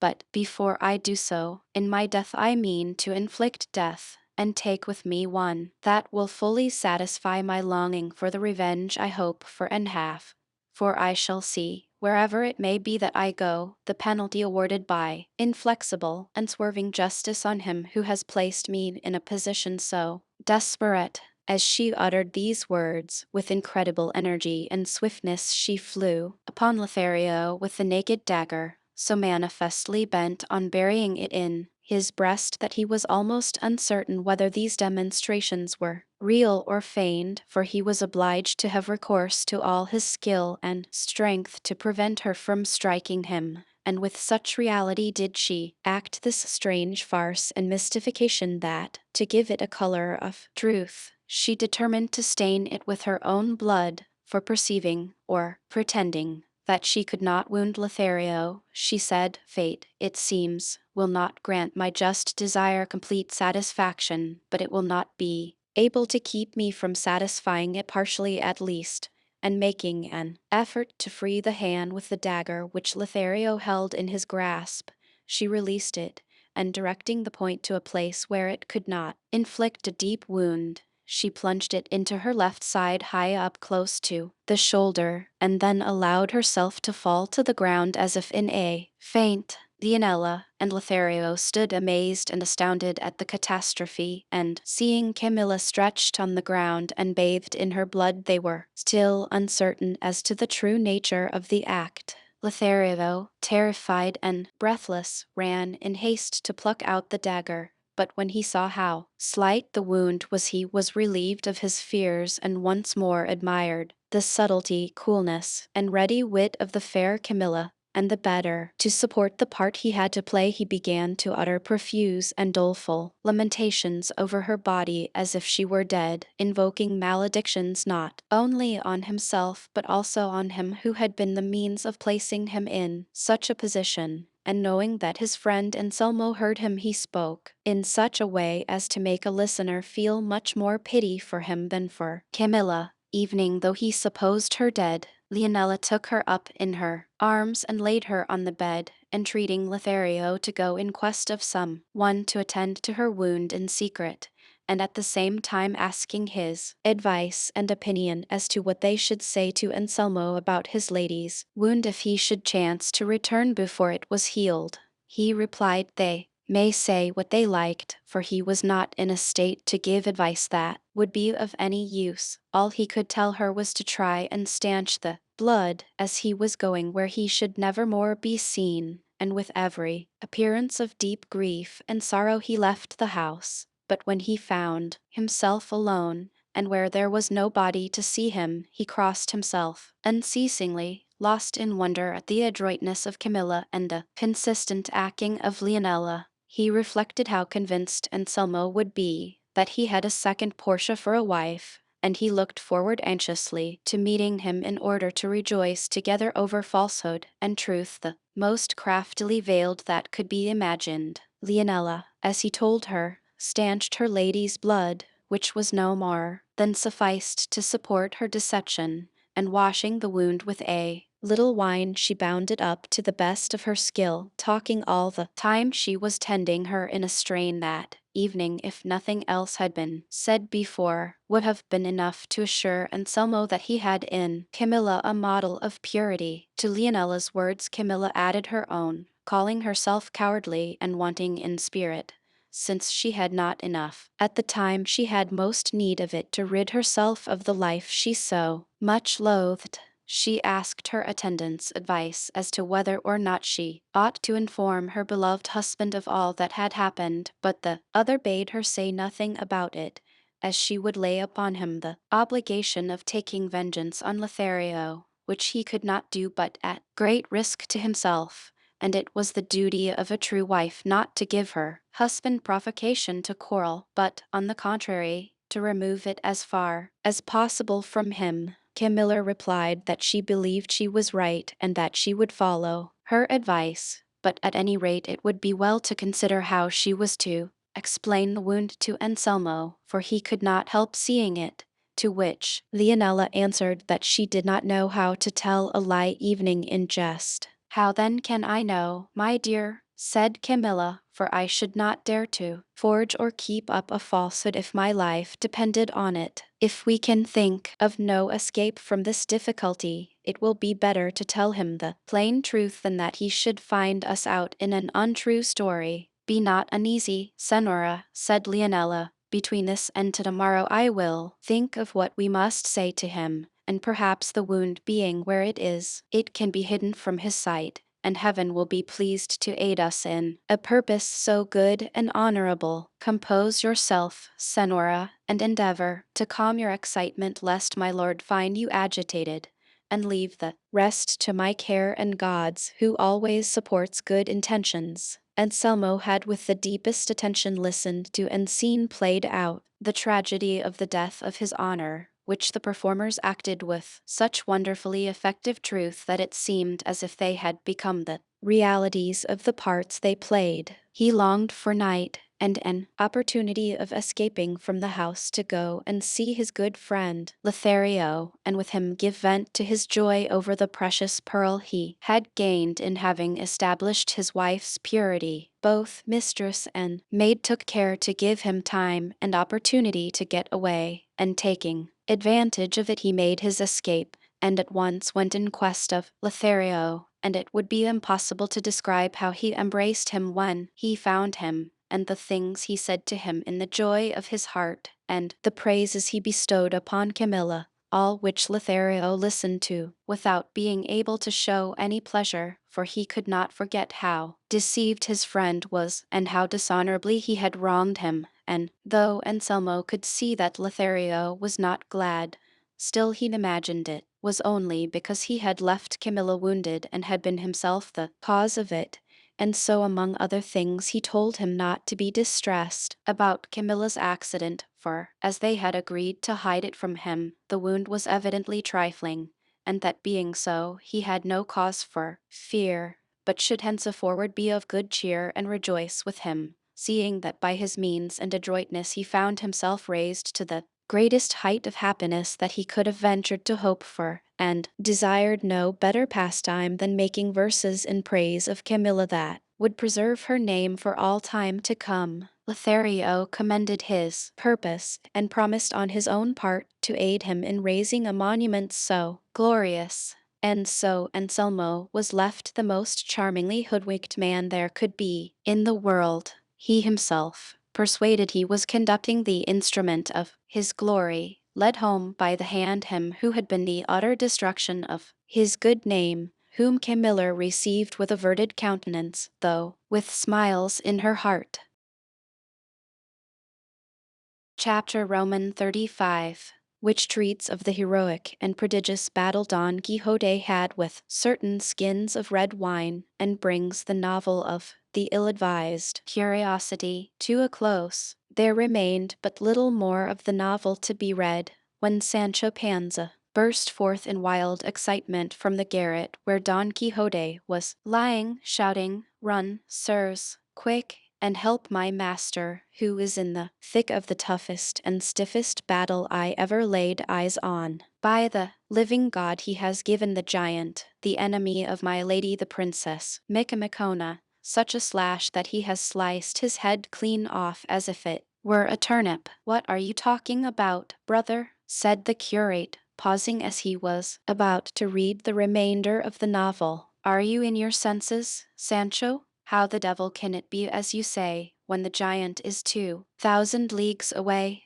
Here they heard a loud noise in the chamber, and Don Quixote shouting, "Out, stand, thief, brigand, villain, now I have got you, and your scimitar shall not avail you." And then it seemed as though he were slashing vigorously at the wall. "Don't stop to listen," said Sancho, "but go in and part them or help my master, though there is no need of that now, for no doubt the giant is dead by this time and giving account to God of his past wicked life. For I saw the blood flowing on the ground, and the head cut off and fallen on one side, and it is as big as a large wine-skin." "May I die," said the landlord at this, "if Don Quixote or Don Devil has not been slashing some of the skins of red wine that stand full at his bed's head, and the spilt wine must be what this good fellow takes for blood." And so saying, he went into the room and the rest after him, and there they found Don Quixote in the strangest costume in the world.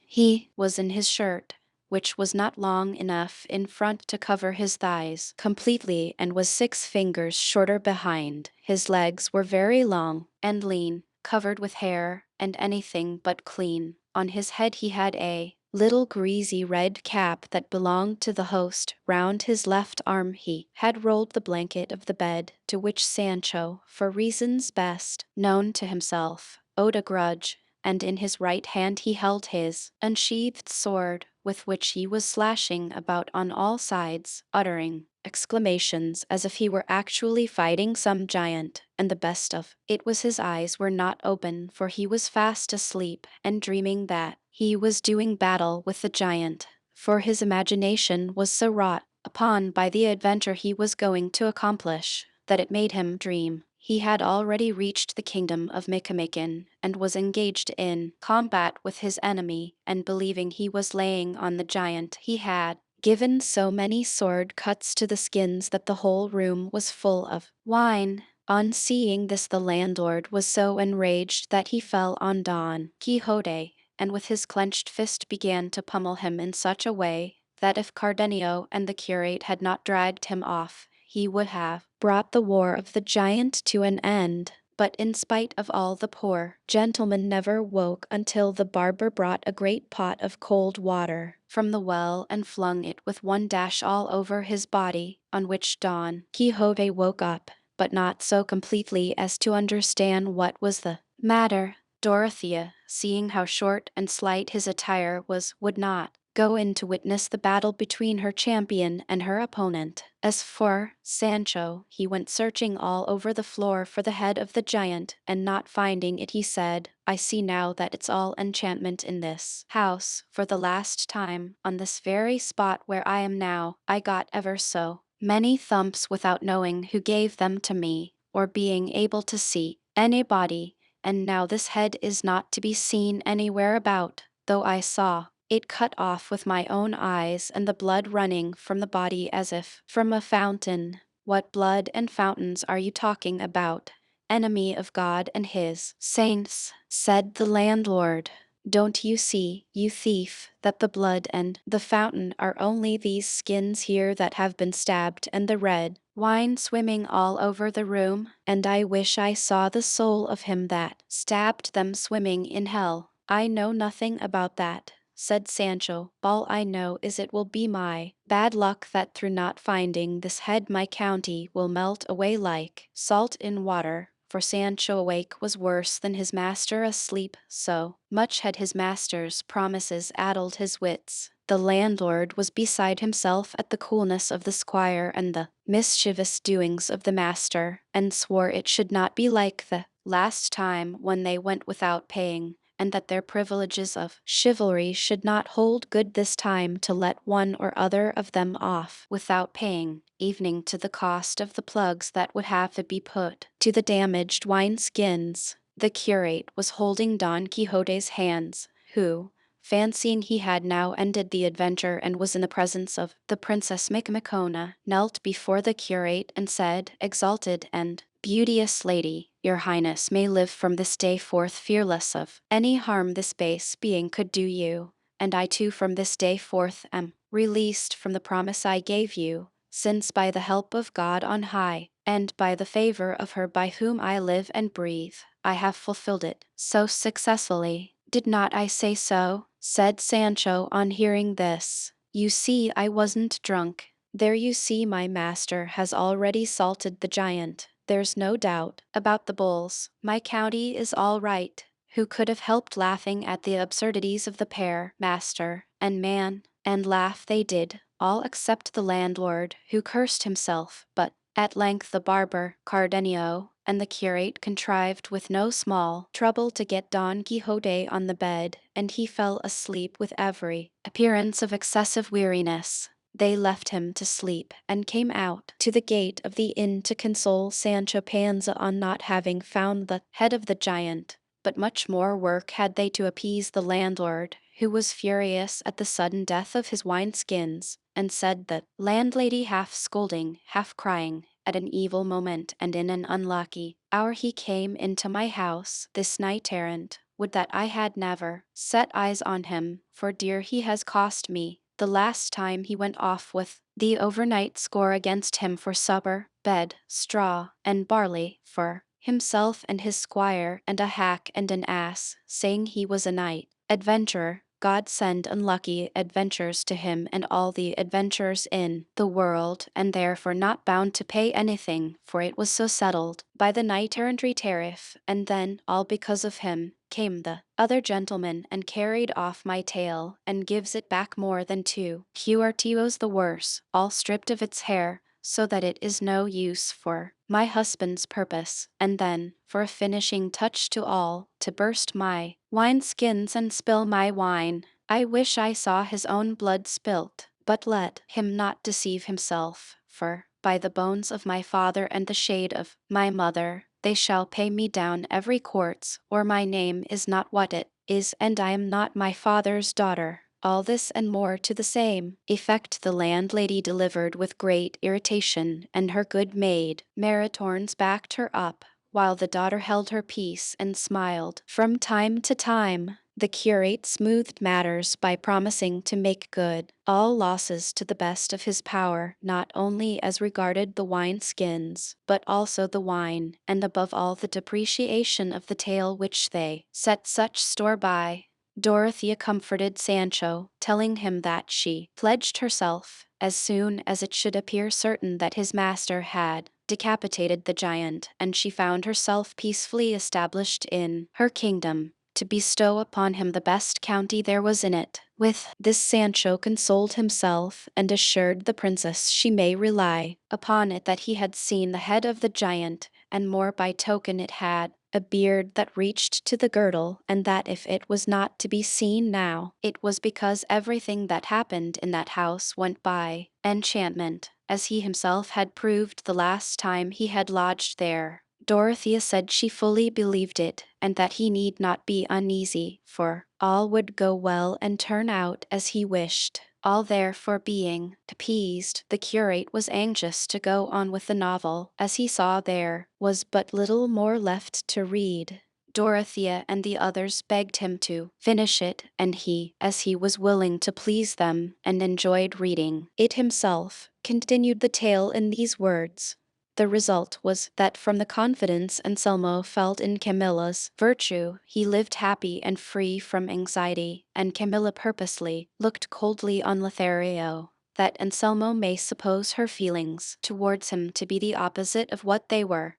and the better to support the position. Lothario begged to be excused from coming to the house, as the displeasure with which Camilla regarded his presence was plain to be seen. But the befooled Anselmo said he would on no account allow such a thing, and so in 1,000 ways he became the author of his own dishonor, while he believed he was ensuring his happiness. Meanwhile, the satisfaction with which Leonela saw herself empowered to carry on her amour reached such a height that, regardless of everything else, she followed her inclinations unrestrainedly, feeling confident that her mistress would screen her and evening show her how to manage it safely. Last one night Anselmo heard footsteps in Leonela's room, and on trying to enter to see who it was, he found that the door was held against him, which made him all the more determined to open it. and exerting his strength he forced it open, and entered the room in time to see a man leaping through the window into the street. He ran quickly to seize him or discover who he was, but he was unable to effect either purpose, for Leonela flung her arms round him crying, "Be calm, sinner. Do not give way to passion or follow him who has escaped from this. He belongs to me, and, in fact, he is my husband." Anselmo would not believe it, but blind with rage drew a dagger and threatened to stab Leonela, bidding her tell the truth or he would kill her. She, in her fear, not knowing what she was saying, exclaimed, "Do not kill me, sinner, for I can tell you things more important than any you can imagine." "Tell me then at once, or you deceased," said Anselmo. "It would be impossible for me now," said Leonela. "I am so agitated. Leave me till tomorrow, and then you shall hear from me what will fill you with astonishment. But rest assured that he who leaped through the window is a young man of this city who has given me his promise to become my husband." Anselmo was appeased with this and was content to wait the time she asked of him, for he never expected to hear anything against Camilla. So satisfied and sure of her virtue was he, and so he quitted the room and left Leonela locked in, telling her she should not come out until she had told him all she had to make known to him. He went at once to see Camilla and tell her, as he did, all that had passed between him and her handmaid, and the promise she had given him to inform him matters of serious importance. There is no need of saying whether Camilla was agitated or not, for so great was her fear and dismay that, making sure, as she had good reason to do, that Leonela would tell Anselmo all she knew of her faithlessness, she had not the courage to wait and see if her suspicions were confirmed. And that same night, as soon as she thought that Anselmo was asleep, she packed up the most valuable jewels she had and some money, and without being observed by anybody escaped from the house and betook herself to Lothario's, to whom she related what had occurred, imploring him to convey her to some place of safety or fly with her where they may be safe from Anselmo. The state of perplexity, too, which Camilla reduced Lothario was such that he was unable to utter a word in reply, still less to decide upon what he should do. At length he resolved to conduct her to a convent of which a sister of his was prioress. Camilla agreed to this, and with the speed which the circumstances demanded, Lothario took her to the convent and left her there, and then himself quitted the city without letting anyone know of his departure. As soon as daylight came, Anselmo, without missing Camilla from his side, rose cager to learn what Leonela had to tell him, and hastened to the room where he had locked her in. He opened the door, entered, but found no Leonela.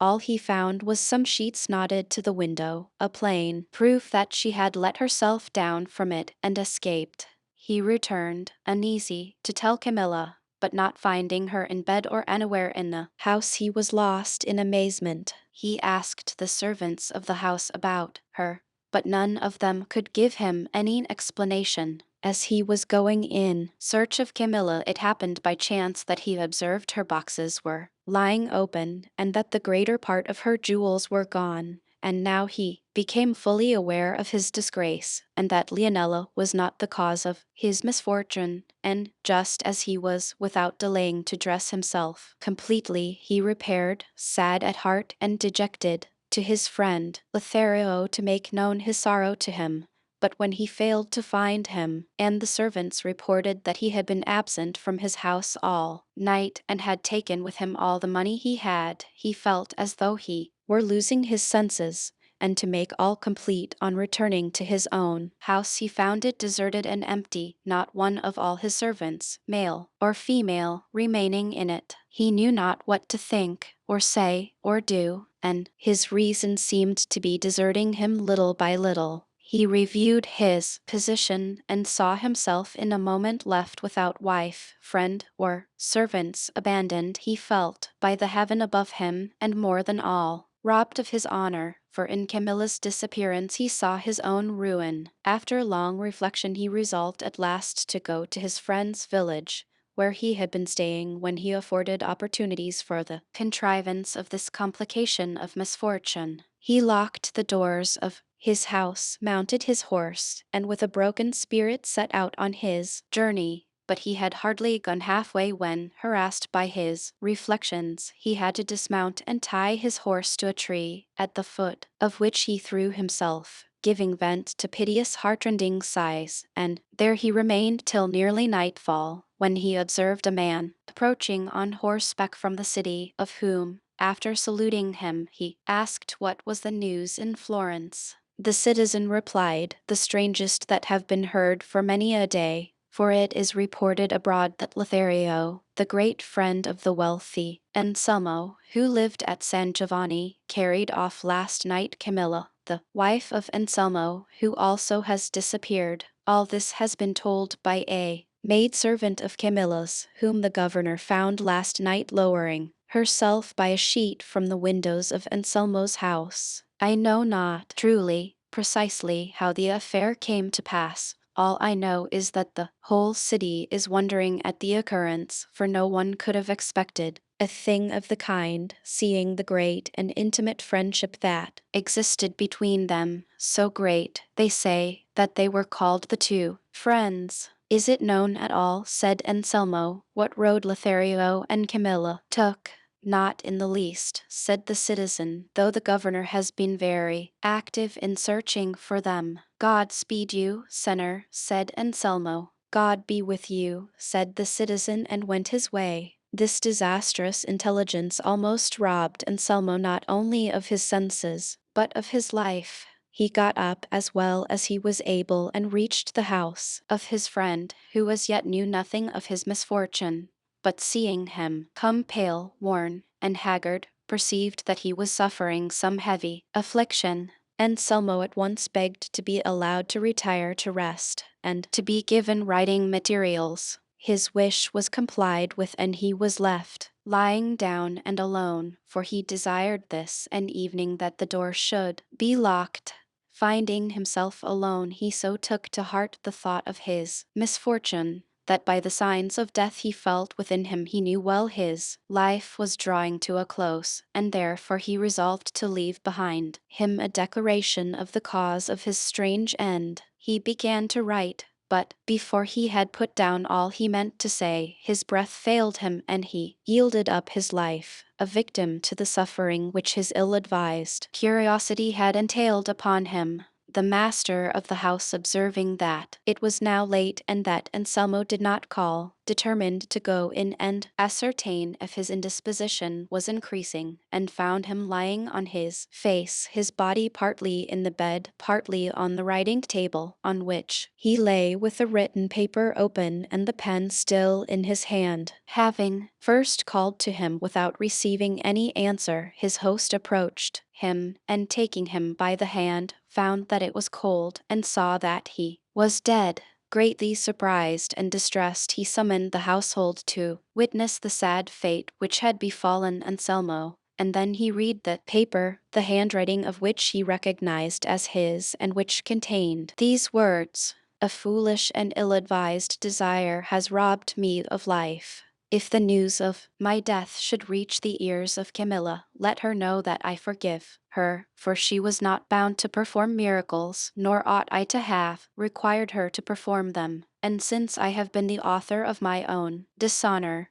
there is no reason why." So far Anselmo had written, and thus it was plain that at this point, before he could finish what he had to say, his life came to an end. The next day his friend sent intelligence of his death to his relatives, who had already ascertained his misfortune, as well as the convent where Camilla lay, almost on the point of accompanying her husband on that inevitable journey, not on account of the tidings of his death, but because of those she received of her lover's departure. Although she saw herself a widow, it is said she refused either to quit the convent or take the veil, until, not long afterwards, intelligence reached her that Lothario had been killed in a battle in which M. de Lautrec had been recently engaged with the great Captain Gonzalo Fernandez de Cordova in the kingdom of Naples, where her too late repentant lover had repaired. On learning this, Camilla took the veil, and shortly afterwards died, worn out by grief and melancholy. This was the end of all three, an end that came of a thoughtless beginning. "I like this novel," said the curate,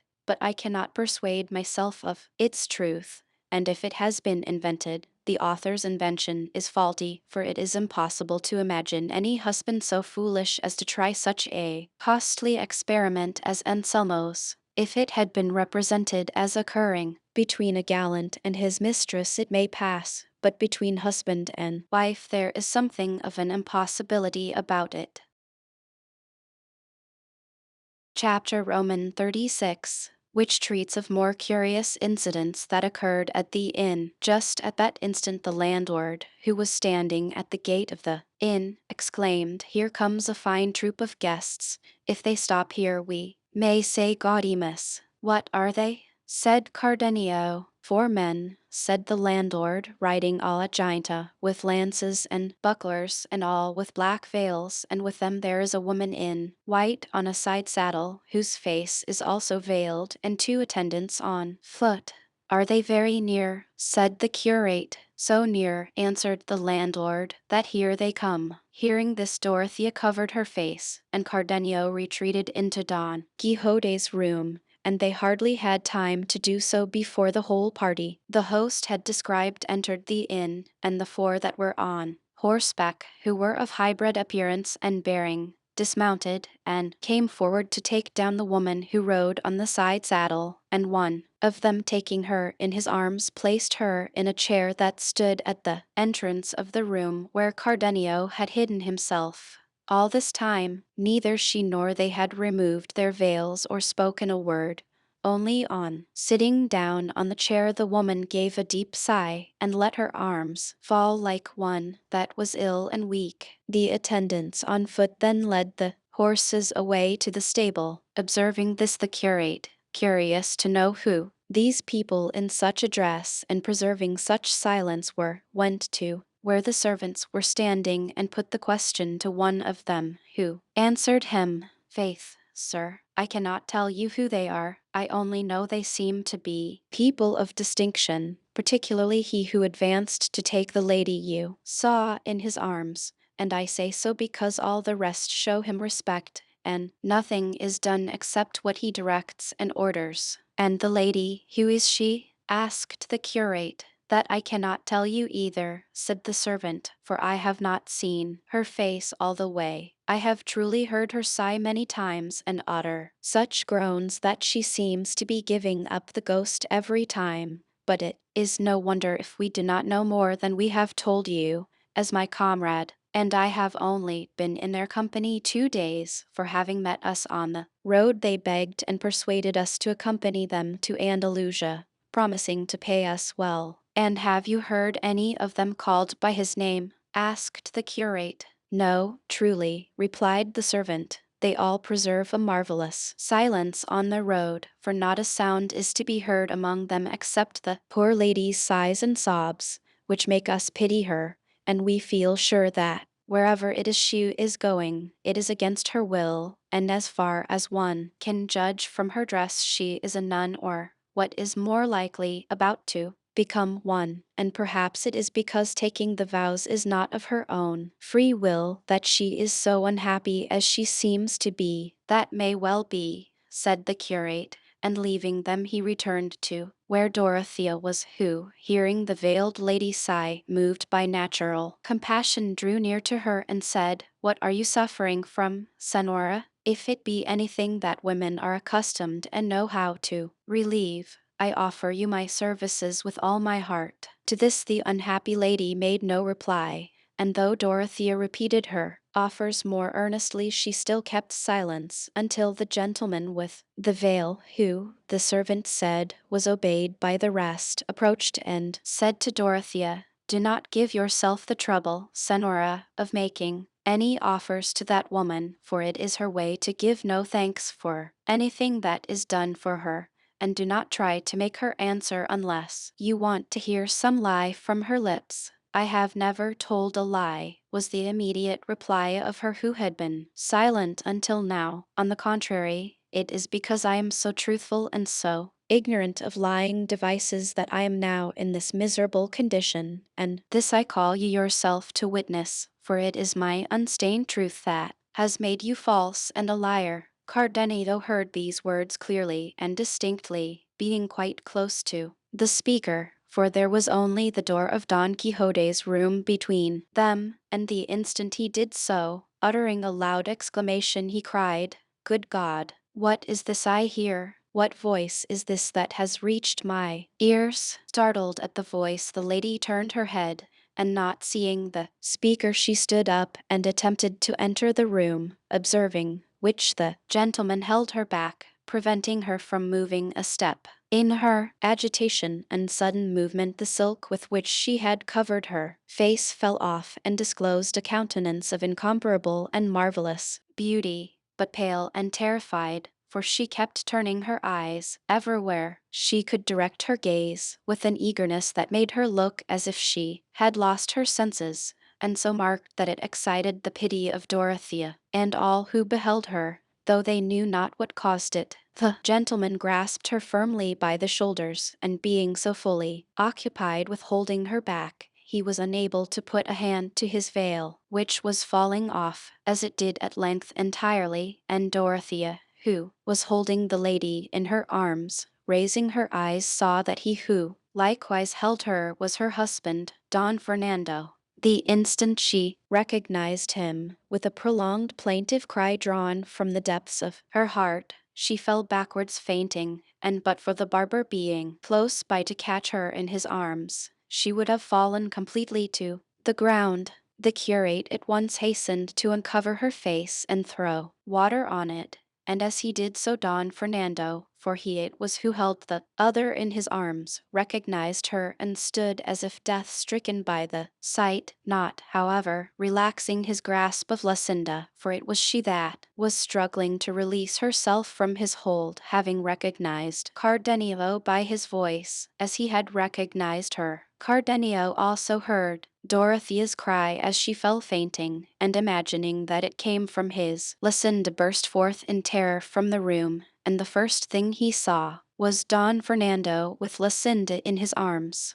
Don Fernando, too, knew Cardenio at once, and all three, Lucinda, Cardenio, and Dorothea, stood in silent amazement, scarcely knowing what had happened to them. They gazed at one another without speaking. Dorothea at Don Fernando at Cardenio, Cardenio at Lucinda, and Lucinda at Cardenio. The first to break silence was Lucinda, who thus addressed Don Fernando. "Leave me, Senor Don Fernando, for the sake of what you owe to yourself. If no other reason will induce you, leave me to cling to the wall of which I am the ivy, to the support from which neither your importunities, nor your threats, nor your promises, nor your gifts have been able to detach me. See how heaven, by ways strange and hidden from our sight, has brought me face to face with my true husband, and well you know by dear-bought experience that death alone will be able to efface him from my memory. May this plain declaration then lead you, as you can do nothing else, to turn your love into rage, your affection into resentment, and so to take my life, for if I yield it up in the presence of my beloved husband I count it well bestowed. It may be by my death he will be convinced that I kept my faith to him to the last moment of life." Meanwhile Dorothea had come to herself, and had heard Lucinda's words, by means of which she divined who she was. But seeing that Don Fernando did not yet release her or reply to her, summoning up her resolution as well as she could, she rose and knelt at his feet, and with a flood of bright and touching tears addressed him thus: "If, my lord, the beams of that sun that you holdest eclipsed in yours arms did not dazzle and rob yours eyes of sight, you wouldst have seen by this time that she who kneels at your feet is, so long as you will have it so, the unhappy and unfortunate Dorothea. I am that lowly peasant girl, whom you in your goodness or for your pleasure wouldst raise high enough to call herself yours. I am she who in the seclusion of innocence led a contented life until at the voice of your importunity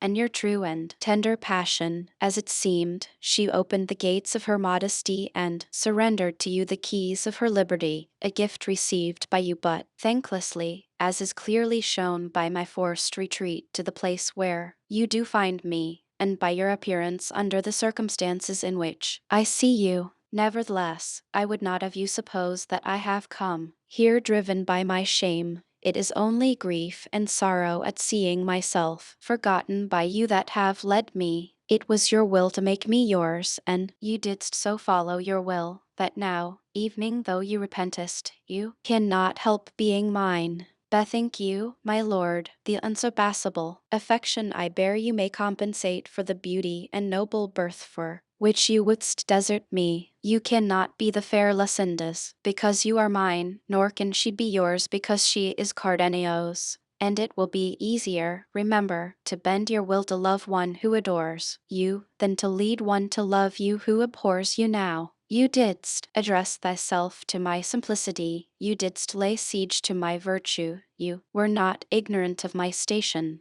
Well do you know how I yielded wholly to your will. There is no ground or reason for you to plead deception, and if it be so, as it is, and if you are a Christian as you are a gentleman, why do you by such subterfuges put off making me as happy at last as you didst at first? And if you will not of me for what I am, your true and lawful wife, at least take and accept me as your slave, for so long as I am yours I will count myself happy and fortunate. Do not, by deserting me, let my shame become the talk of the gossips in the streets. Make not the old age of my parents miserable, for the loyal services they as faithful vassals have ever rendered yours are not deserving of such a return. And if you thinkest it will debase your blood to mingle it with mine, reflect that there is little or no nobility in the world that has not traveled the same road, and that in illustrious lineages it is not the woman's blood that is of account, and moreover, that true nobility consists in virtue. And if you are wanting in that, refusing me what injustice you owest me, then evening I have higher claims to nobility than yours. To make an end, sinner, these are my last words to you, whether you will or will not. I am your wife. Witness your words, which must not and ought not to be false. If you do pride thyself on that for want of which you scornest me, witness the pledge which you didst give me, and witness heaven, which you thyself didst call to. Witness the promise you hadst made me, and if all this fail, your own conscience will not fail to lift up its silent voice in the amid of all your gaiety, and vindicate the truth of what I say and mar your highest pleasure and enjoyment. All this and more the injured Dorothea delivered with such earnest feeling and such tears that all present, evening those who came with Don Fernando, were constrained to join her in them. Don Fernando listened to her without replying, until, ceasing to speak, she gave way to such sobs and sighs that it must have been a heart of brass that was not softened by the sight of so great sorrow. Lucinda stood regarding her with no less compassion for her sufferings than admiration for her intelligence and beauty,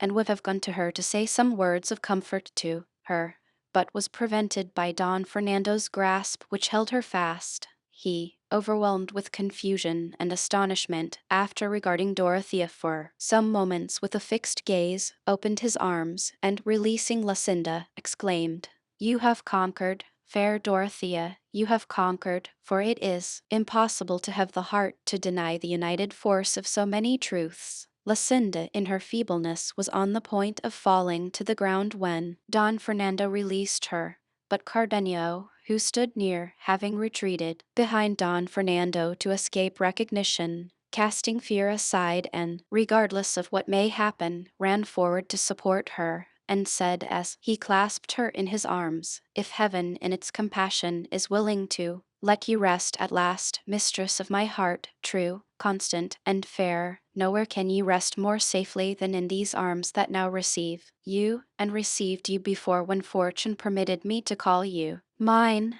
At these words Lucinda looked up at Cardenio, at first beginning to recognize him by his voice, and then satisfying herself by her eyes that it was he, and hardly knowing what she did, and heedless of all considerations of decorum, She flung her arms around his neck and, pressing her face close to his, said, "Yes, my dear lord, you are the true master of this your slave." Evening, though adverse fate interpose again, and fresh dangers threaten this life that hangs on yours. A strange sight was this for Don Fernando and those that stood around, filled with surprise at an incident so unlooked for. Dorothea fancied that Don Fernando changed color and looked as though he meant to take vengeance on Cardenio, for she observed him put his hand to his sword, and the instant the idea struck her, with wonderful quickness she clasped him round the knees, and kissing them and holding him so as to prevent his moving, she said,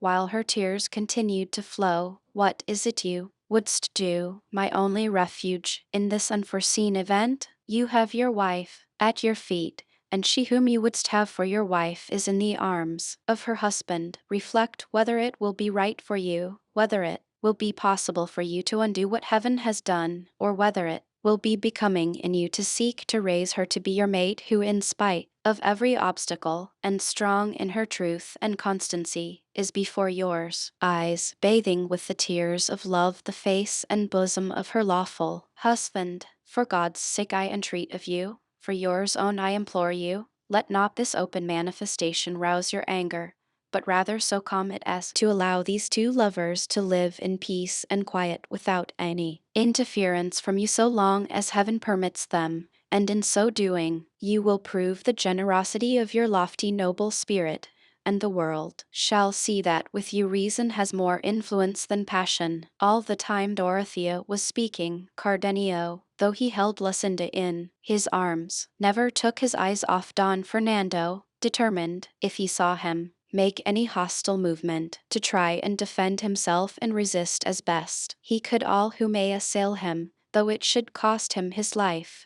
But now Don Fernando's friends, as well as the curate and the barber, who had been present all the while, not forgetting the worthy Sancho Panza, ran forward and gathered round Don Fernando, entreating him to have regard for the tears of Dorothea, and not suffer her reasonable hopes to be disappointed, since, as they firmly believed, what she said was but the truth, and bidding him observe that it was not, as it may seem, by accident, but by a special disposition of Providence that they had all met in a place where no one could have expected a meeting. And the curate bade him remember that only death could part Lucinda from Cardenio, that evening if some sword were to separate them they would think their death most happy, and that in a case that admitted of no remedy his wisest course was, by conquering and putting a constraint upon himself, to show a generous mind, and of his own accord suffer these two to enjoy the happiness heaven had granted them. He bade him,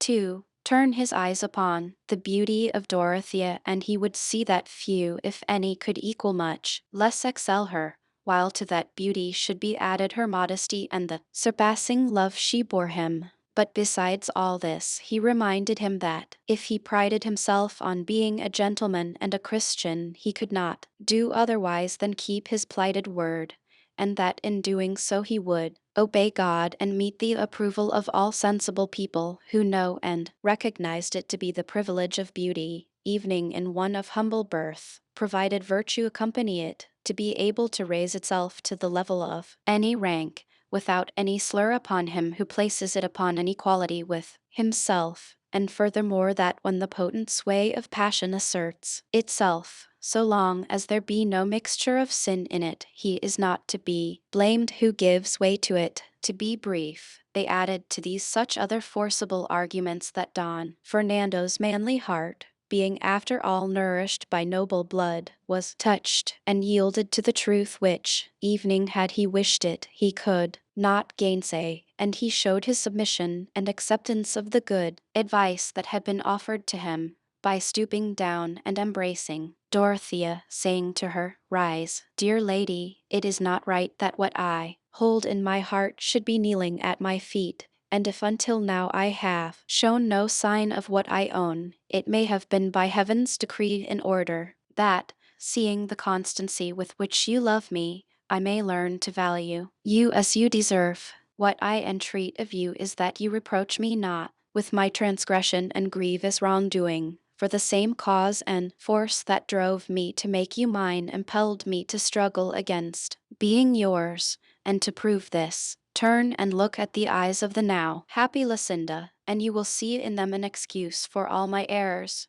And as she has found and gained the object of her desires, and I have found in you what satisfies all my wishes, may she live in peace and contentment as many happy years with her Cardenio, as on my knees I pray heaven to allow me to live with my Dorothea. And with these words he once more embraced her, and pressed his face to hers with so much tenderness that he had to take great heed to keep his tears from completing the proof of his love and repentance in the sight of all. Not so Lucinda and Cardenio, and almost all the others, for they shed so many tears, some in their own happiness, some at that of the others, that one would have supposed a heavy calamity had fallen upon them all. Evening, Sancho Panza was weeping, though afterwards he said he only wept because he saw that Dorothea was not as he fancied the Queen Micomicona, of whom he expected such great favors. Their wonder, as well as their weeping, lasted some time, and then Cardenio and Lucinda went and fell on their knees before Don Fernando, returning him thanks for the favor he had rendered them in language so grateful that he knew not how to answer them, and raising them up embraced them with every mark of affection and courtesy. He then asked Dorothea how she had managed to reach a place so far removed from her own home, and she in a few fitting words told all that she had previously related to Cardenio, with which Don Fernando and his companions were so delighted that they wished the story had been longer. So charmingly did Dorothea describe her misadventures. When she had finished, Don Fernando recounted what had befallen him in the city after he had found in Lucinda's bosom the paper in which she declared that she was Cardenio's wife and never could be his. He said he meant to kill her, and would have done so had he not been prevented by her parents, and that he quitted the house full of rage and shame, and resolved to avenge himself when a more convenient opportunity should offer. The next day he learned that Lucinda had disappeared from her father's house, and that no one could tell where she had gone. Finally, at the end of some months, he ascertained that she was in a convent and meant to remain there all the rest of her life, if she were not to share it with Cardenio. And as soon as he had learned this, taking these three gentlemen as his companions, he arrived at the place where she was, but avoided speaking to her, fearing that if it were known he was there stricter precautions would be taken in the convent, and watching a time when the porter's lodge was open he left two to guard the gate, and he and the other entered the convent in quest of Lucinda, whom they found in the cloisters in conversation with one of the nuns, and carrying her off without giving her time to resist. They reached a place with her where they provided themselves with what they required for taking her away, all which they were able to do in complete safety, as the convent was in the country at a considerable distance from the city.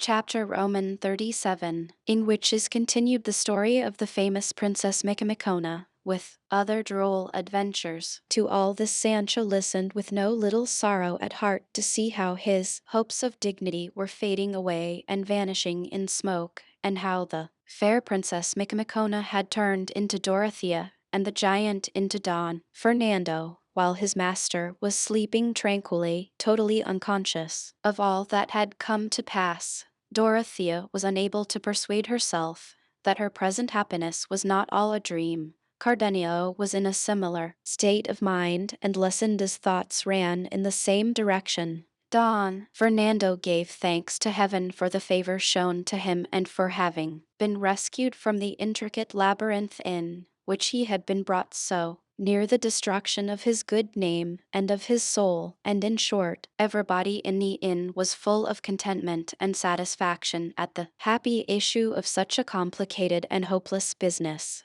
The curate, as a sensible man, made sound reflections upon the whole affair, and congratulated each upon his good fortune. but the one that was in the highest spirits and good humor was the landlady, because of the promise Cardenio and the curate had given her to pay for all the losses and damage she had sustained through Don Quixote's means. Sancho, as has been already said, was the only one who was distressed, unhappy, and dejected. And so with a long face he went in to his master, who had just awoke, and said to him, Sir Rueful Countenance, your worship may as well sleep on as much as you like, without troubling yourself about killing any giant or restoring her kingdom to the princess, for that is all over and settled now. I should think it was, replied Don Quixote, for I have had the most prodigious and stupendous battle with the giant that I ever remember, having had all the days of my life, and with one backstroke swish, I brought his head tumbling to the ground, and so much blood gushed forth from him that it ran in rivulets over the earth like water. Like red wine, your worship had better say, replied Sancho, for I would have you know, if you don't know it, that the dead giant is a hacked wine skin, and the blood 24 gallons of red wine that it had in its belly, and the cut off head is the bitch that bore me, and the devil take it all. What are you talking about, fool? Said Don Quixote. Are you in your senses? Let your worship get up, said Sancho, and you will see the nice business you have made of it, and what we have to pay, and you will see the queen turned into a private lady called Dorothea, and other things that will astonish you if you understand them. I shall not be surprised at anything of the kind, returned Don Quixote, for if you do remember the last time we were here I told you that everything that happened here was a matter of enchantment, and it would be no wonder if it were the same now. I could believe all that, replied Sancho, if my blanketing was the same sort of thing also, only it wasn't, but real and genuine, for I saw the landlord, who is here today, holding one end of the blanket and jerking me up to the skies very neatly and smartly, and with as much laughter as strength. And when it comes to be a case of knowing people, I hold for my part, simple and sinner as I am, that there is no enchantment about it at all, but a great deal of bruising and bad luck. Well, well, God will give a remedy, said Don Quixote. Hand me my clothes and let me go out, for I want to see these transformations and things you speakest of. Sancho fetched him his clothes, and while he was dressing, the curate gave Don Fernando and the others present an account of Don Quixote's madness and of the stratagem they had made use of to withdraw him from that pena pauper where he fancied himself stationed because of his lady's scorn. He described to them also nearly all the adventures that Sancho had mentioned, at which they marveled and laughed not a little, thinking it, as all did, the strangest form of madness a crazy intellect could be capable of. But now, the curate said that the Lady Dorothea's good fortune prevented her from proceeding with their purpose. It would be necessary to devise or discover some other way of getting him home. Cardenio proposed to carry out the scheme they had begun, and suggested that Lucinda would act and support Dorothea's part sufficiently well. No, said Don Fernando, that must not be, for I want Dorothea to follow out this idea of hers, and if the worthy gentleman's village is not very far off, I shall be happy if I can do anything for his relief. It is not more than 2 days' journey from this, said the curate. Evening if it were more, said Don Fernando. I would gladly travel so far, for the sake of doing so good a work. At this moment Don Quixote came out in full panoply, with membrinos, helmet, all dinted as it was, on his head, his buckler on his arm, and leaning on his staff or pike. The strange figure he presented filled Don Fernando and the rest with amazement as they contemplated his lean yellow face half a league long, his armor of all sorts, and the solemnity of his deportment. They stood silent, waiting to see what he would say, and he, fixing his eyes on the air Dorothea, addressed her with great gravity and composure. I am informed, fair lady, by my squire here that your greatness has been annihilated and your being abolished, since, from a queen and lady of high degree as you used to be, you have been turned into a private maiden. If this has been done by the command of the magician king your father, through fear that I should not afford you the aid you need and are entitled to, I may tell you he did not know and does not know half the mass, and was little versed in the annals of chivalry, for, if he had read and gone through them as attentively and deliberately as I have, he would have found at every turn that knights of less renown than mine have accomplished things more difficult. It is no great matter to kill a whelp of a giant, however arrogant he may be, for it is not many hours since I myself was engaged with one, and I will not speak of it, that they may not say I am lying. Time, however, that reveals all, will tell the tale. When we least expect it, you were engaged with a couple of wine-skins and not a giant, said the landlord at this, but Don Fernando told him to hold his tongue and on no account interrupt Don Quixote, who continued, I say in conclusion, high and disinherited lady, that if your father has brought about this metamorphosis in your person for the reason I have mentioned, you ought not to attach any importance to it, for there is no peril on earth through which my sword will not force a way, and with it, before many days are over, I will bring your enemy's head to the ground and place on yours the crown of your kingdom. Don Quixote said no more, and waited for the reply of the princess, who, aware of Don Fernando's determination to carry on the deception until Don Quixote had been conveyed to his home, with great ease of manner and gravity made answer, whoever told you, valiant knight of the rueful countenance, that I had undergone any change or transformation did not tell you the truth, for I am the same as I was yesterday. It is true that certain strokes of good fortune that have given me more than I could have hoped for have made some alteration in me, but I have not therefore ceased to be what I was before, or to entertain the same desire I have had all through of availing myself of the may of your valiant and invincible arm. And so, Senor, let your goodness reinstate the father that begot me in your good opinion, and be assured that he was a wise and prudent man, since by his craft he found out such a sure and easy way of remedying my misfortune. For I believe, Senor, that had it not been for you I should never have lit upon the good fortune I now possess, and in this I am saying what is perfectly true, as most of these gentlemen who are present can fully testify. All that remains is to set out on our journey to tomorrow, for today we could not make much way, and for the rest of the happy result I am looking forward to, I trust to God and the valor of your heart. So said the sprightly Dorothea,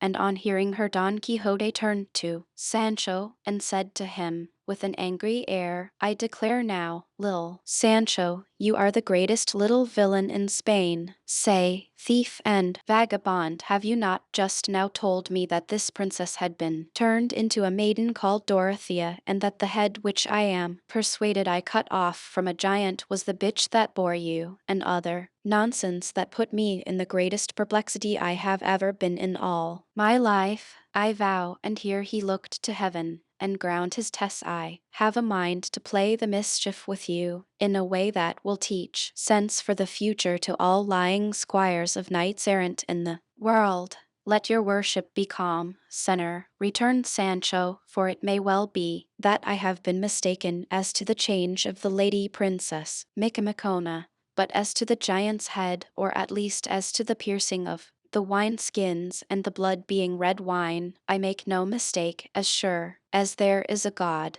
because the wounded skins are there at the head of your worship's bed, and the wine has made a lake of the room. If not, you will see when the eggs come to be fried. I mean when his worship the landlord calls for all the damages. For the rest, I am heartily glad that her ladyship the queen is as she was, for it concerns me as much as anyone. I tell you again, Sancho, you are a fool, said Don Quixote. Forgive me, and that will do. That will do, said Don Fernando. Let us say no more about it. And as her ladyship the princess proposes to set out to tomorrow because it is too late today, so be it, and we will pass the night in pleasant conversation, and tomorrow we will all accompany Senor Don Quixote, for we wish to witness the valiant and unparalleled achievements he is about to perform in the course of this mighty enterprise which he has undertaken. It is I who shall wait upon and accompany you, said Don Quixote, and I am much gratified by the favor that is bestowed upon me, and the good opinion entertained of me, which I shall strive to justify, or it shall cost me my life, or evening more, if it can possibly cost me more. Many were the compliments and expressions of politeness that passed between Don Quixote and Don Fernando, but they were brought to an end by a traveler who at this moment entered the inn, and who seemed from his attire to be a Christian lately come from the country of the Moors, for he was dressed in a short-skirted coat of blue cloth with half sleeves, and without a collar. His breeches were also of blue cloth, and his cap of the same color, and he wore yellow buskins and had a Moorish cutlass slung from a baldric across his breast. Behind him, mounted upon an ass, there came a woman dressed in Moorish fashion, with her face veiled and a scarf on her head, and wearing a little brocaded cap and a mantle that covered her from her shoulders to her feet. The man was of a robust and well-proportioned frame, in age a little over 40, rather swarthy in complexion, with long mustaches and a full beard, and, in short, his appearance was such that if he had been well dressed he would have been taken for a person of quality and good birth. On entering he asked for a room, and when they told him there was none in the inn he seemed distressed, and approaching her who by her dress seemed to be a Moor, he her down from saddle in his arms. Lucinda, Dorothea, the landlady, her daughter and Maritornes, attracted by the strange, and to them entirely, new costume, gathered round her, and Dorothea, who was always kindly, courteous, and quick-witted, perceiving that both she and the man who had brought her were annoyed at not finding a room, said to her, "Do not be put out, Senora, by the discomfort and want of luxuries here, for it is the way of roadside inns to be without them. Still, if you will be pleased to share our lodging with us," pointing to Lucinda, "perhaps you will have found worse accommodation in the course of your journey." To this the veiled lady made no reply. All she did was to rise from her seat, crossing her hands upon her bosom,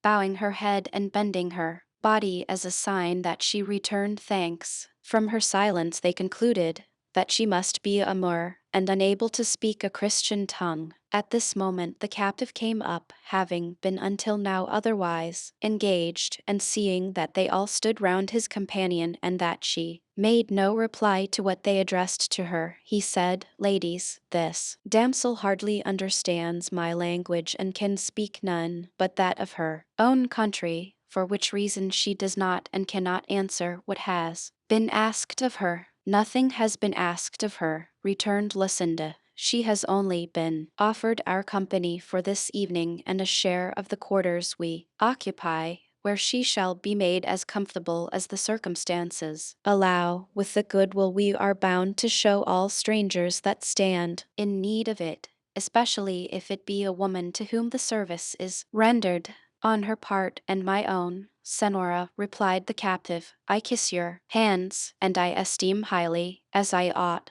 the favor you have offered, which, on such an occasion and coming from persons of your appearance, is, it is plain to see, a very great one." "Tell me, Senor," said Dorothea, "is this lady a Christian or a Moor? For her dress and her silence lead us to imagine that she is what we could wish she was not." "In dress and outwardly," said he, "she is a Moor, but at heart she is a thoroughly good Christian, for she has the greatest desire to become one." "Then she has not been baptized," returned Lucinda. "There has been no opportunity for that," replied the captive, "since she left Algiers, her native country and home, and up to the present she has not found herself in any such imminent danger of death as to make it necessary to baptize her before she has been instructed in all the ceremonies our Holy Mother Church ordains. But, please God, before long she shall be baptized with the solemnity befitting her, which is higher than her dress or mine indicates."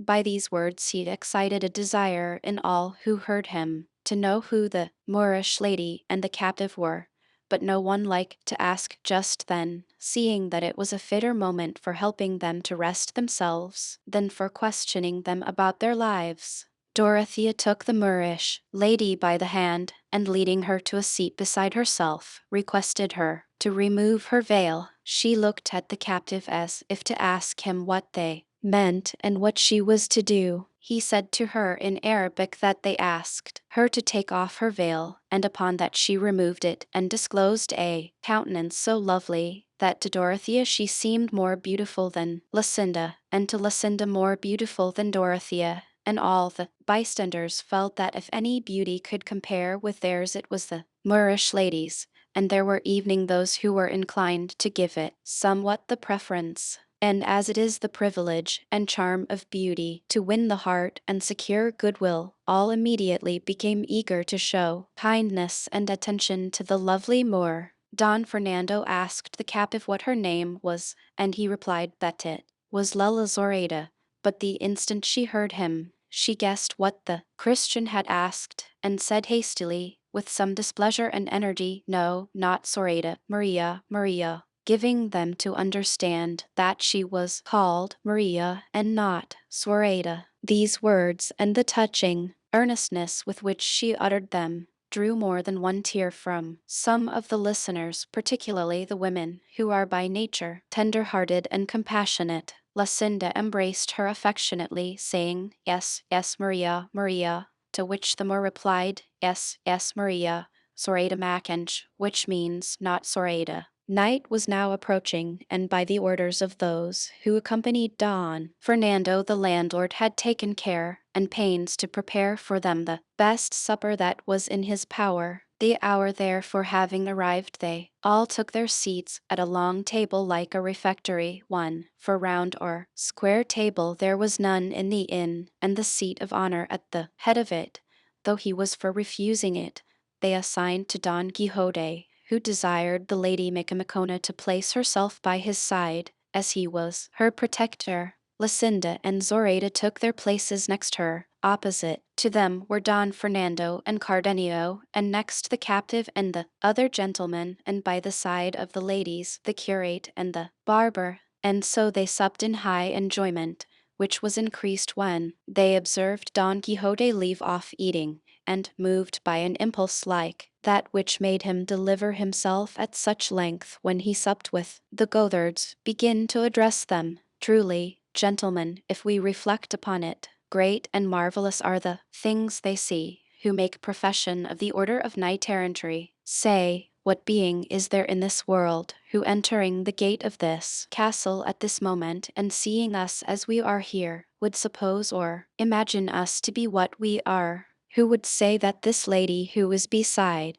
me was the great queen that we all know her to be, or that I am that knight of the rueful countenance, trumpeted far and wide by the mouth of fame? Now, there can be no doubt that this art and calling surpasses all those that mankind has invented, and is the more deserving of being held in honor in proportion as it is the more exposed to peril. Away with those who assert that letters have the preeminence over arms. I will tell them, whoever they may be, that they know not what they say. For the reason which such persons commonly assign, and upon which they chiefly rest, is that the labors of the mind are greater than those of the body, and that arms give employment to the body alone, as if the calling were a porter's trade, for which nothing more is required than sturdy strength, or as if, in what we who profess them call arms, there were not included acts of vigor for the execution of which high intelligence is requisite, or as if the soul of the warrior, when he has an army or the defense of a city under his care,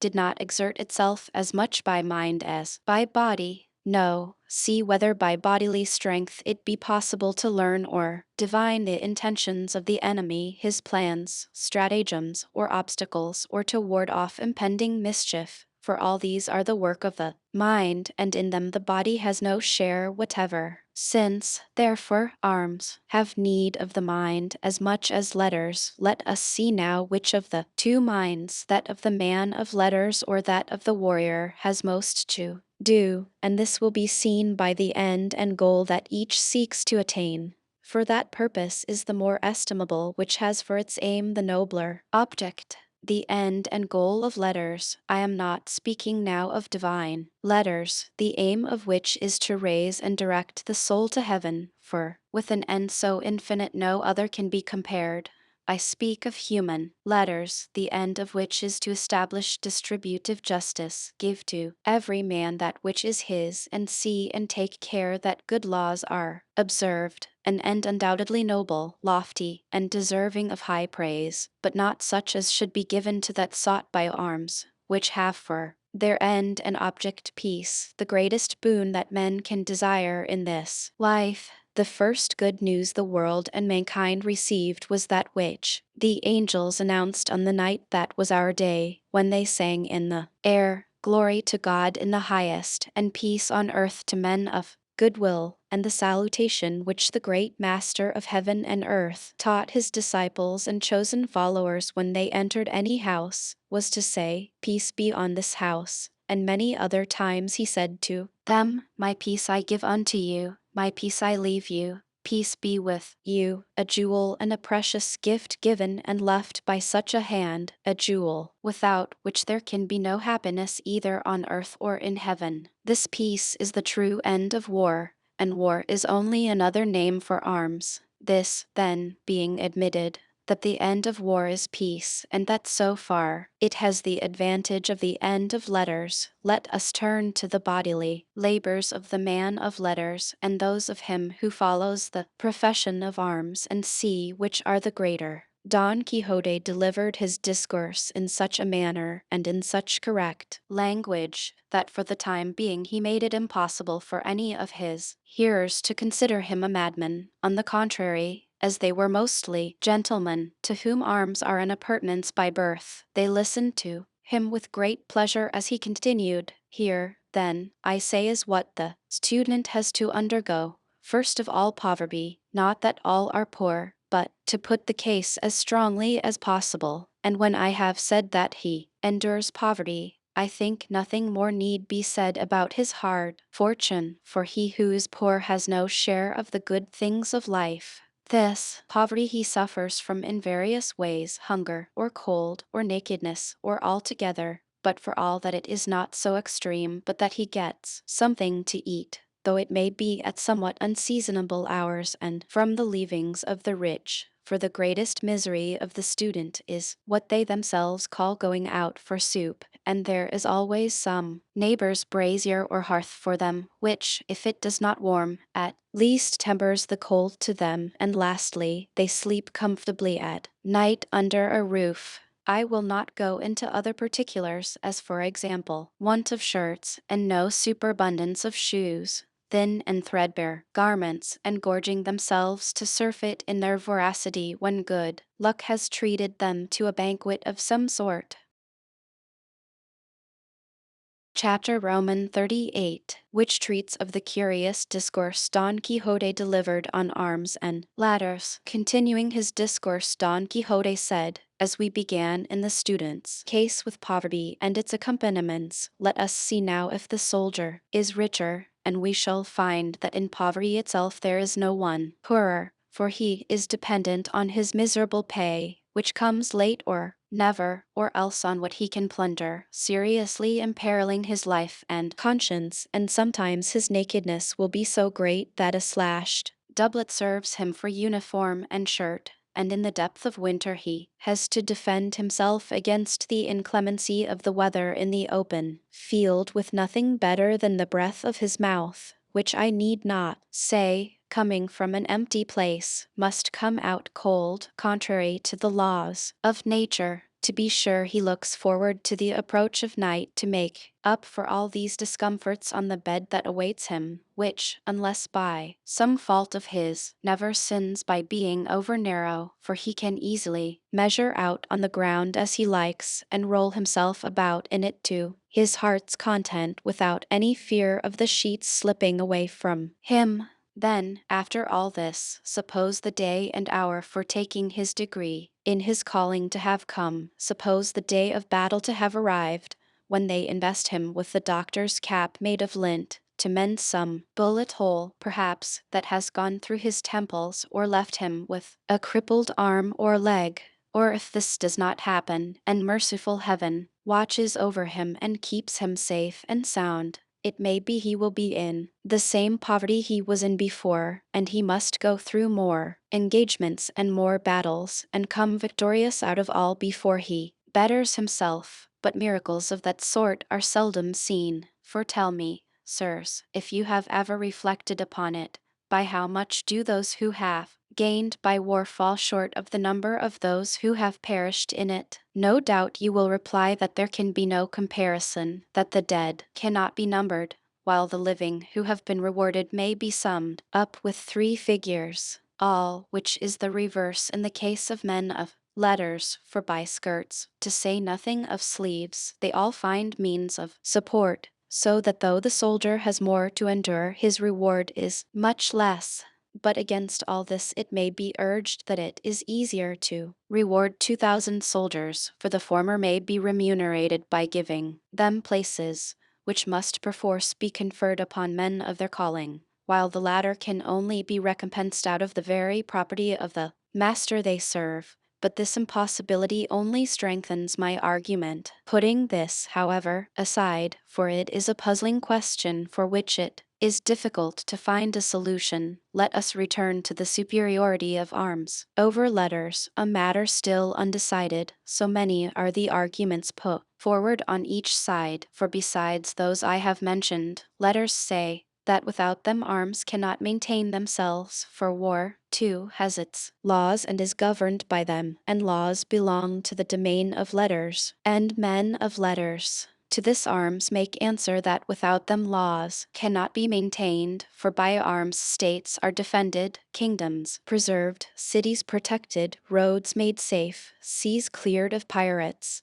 And, in short, if it were not for them, states, kingdoms, monarchies, cities, ways by sea and land would be exposed to the violence and confusion which war brings with it, so long as it lasts and is free to make use of its privileges and powers. And then it is plain that whatever costs most is valued and deserves to be valued most. To attain to eminence in letters costs a man time, watching, hunger, nakedness, headaches, indigestions, and other things of the sort, some of which I have already referred to. But for a man to come in the ordinary course of things to be a good soldier costs him all the student suffers, and in an incomparably higher degree, for at every step he runs the risk of losing his life. For what dread of want or poverty that can reach or harass the student can compare with what the soldier feels who finds himself beleaguered in some stronghold, mounting guard in some ravelin or cavalier, knows that the enemy is pushing a mine towards the post where he is stationed, and cannot under any circumstances retire or fly from the imminent danger that threatens him? All he can do is to inform his captain of what is going on, so that he may try to remedy it by a countermine, and then stand his ground in fear and expectation of the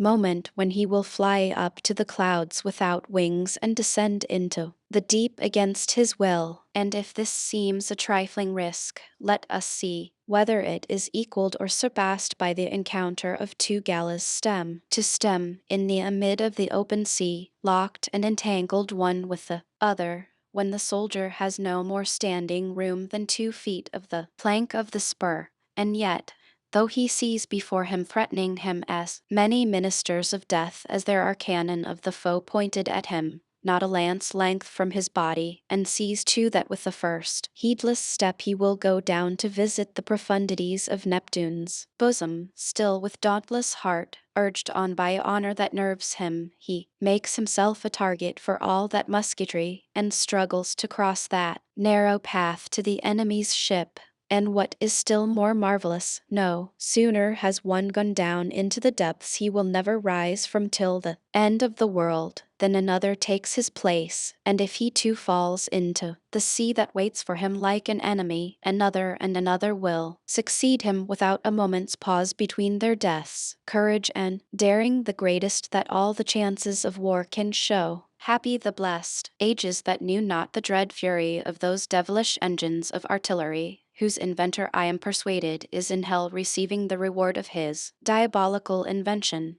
by which he made it easy for a base and cowardly arm to take the life of a gallant gentleman, and that, when he knows not how or from where, in the height of the ardor and enthusiasm that fire and animate brave hearts, there should come some random bullet, discharged, perhaps, by one who fled in terror at the flash when he fired off his accursed machine, which in an instant puts an end to the projects and cuts off the life of one who deserved to live for ages to come. And thus, when I reflect on this, I am almost tempted to say that in my heart I repent of having adopted this profession of knight-errant in so detestable an age as we live in now, for though no peril can make me fear, still it gives me some uneasiness to think that powder and lead may rob me of the opportunity of making myself famous and renowned throughout the known earth by the may of my arm and the edge of my sword.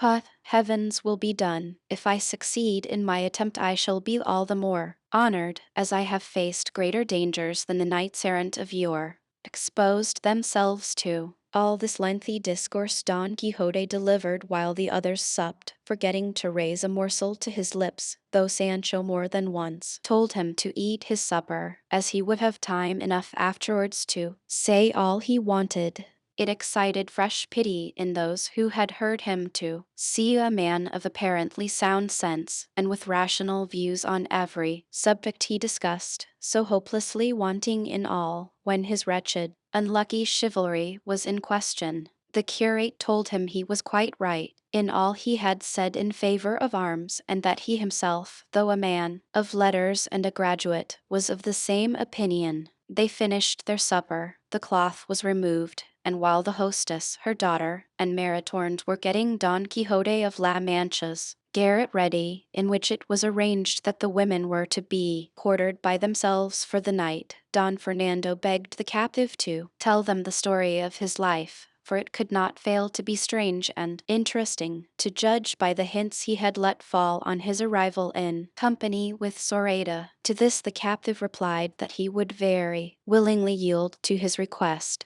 only he feared his tale would not give them as much pleasure as he wished. Nevertheless, not to be wanting in compliance, he would tell it.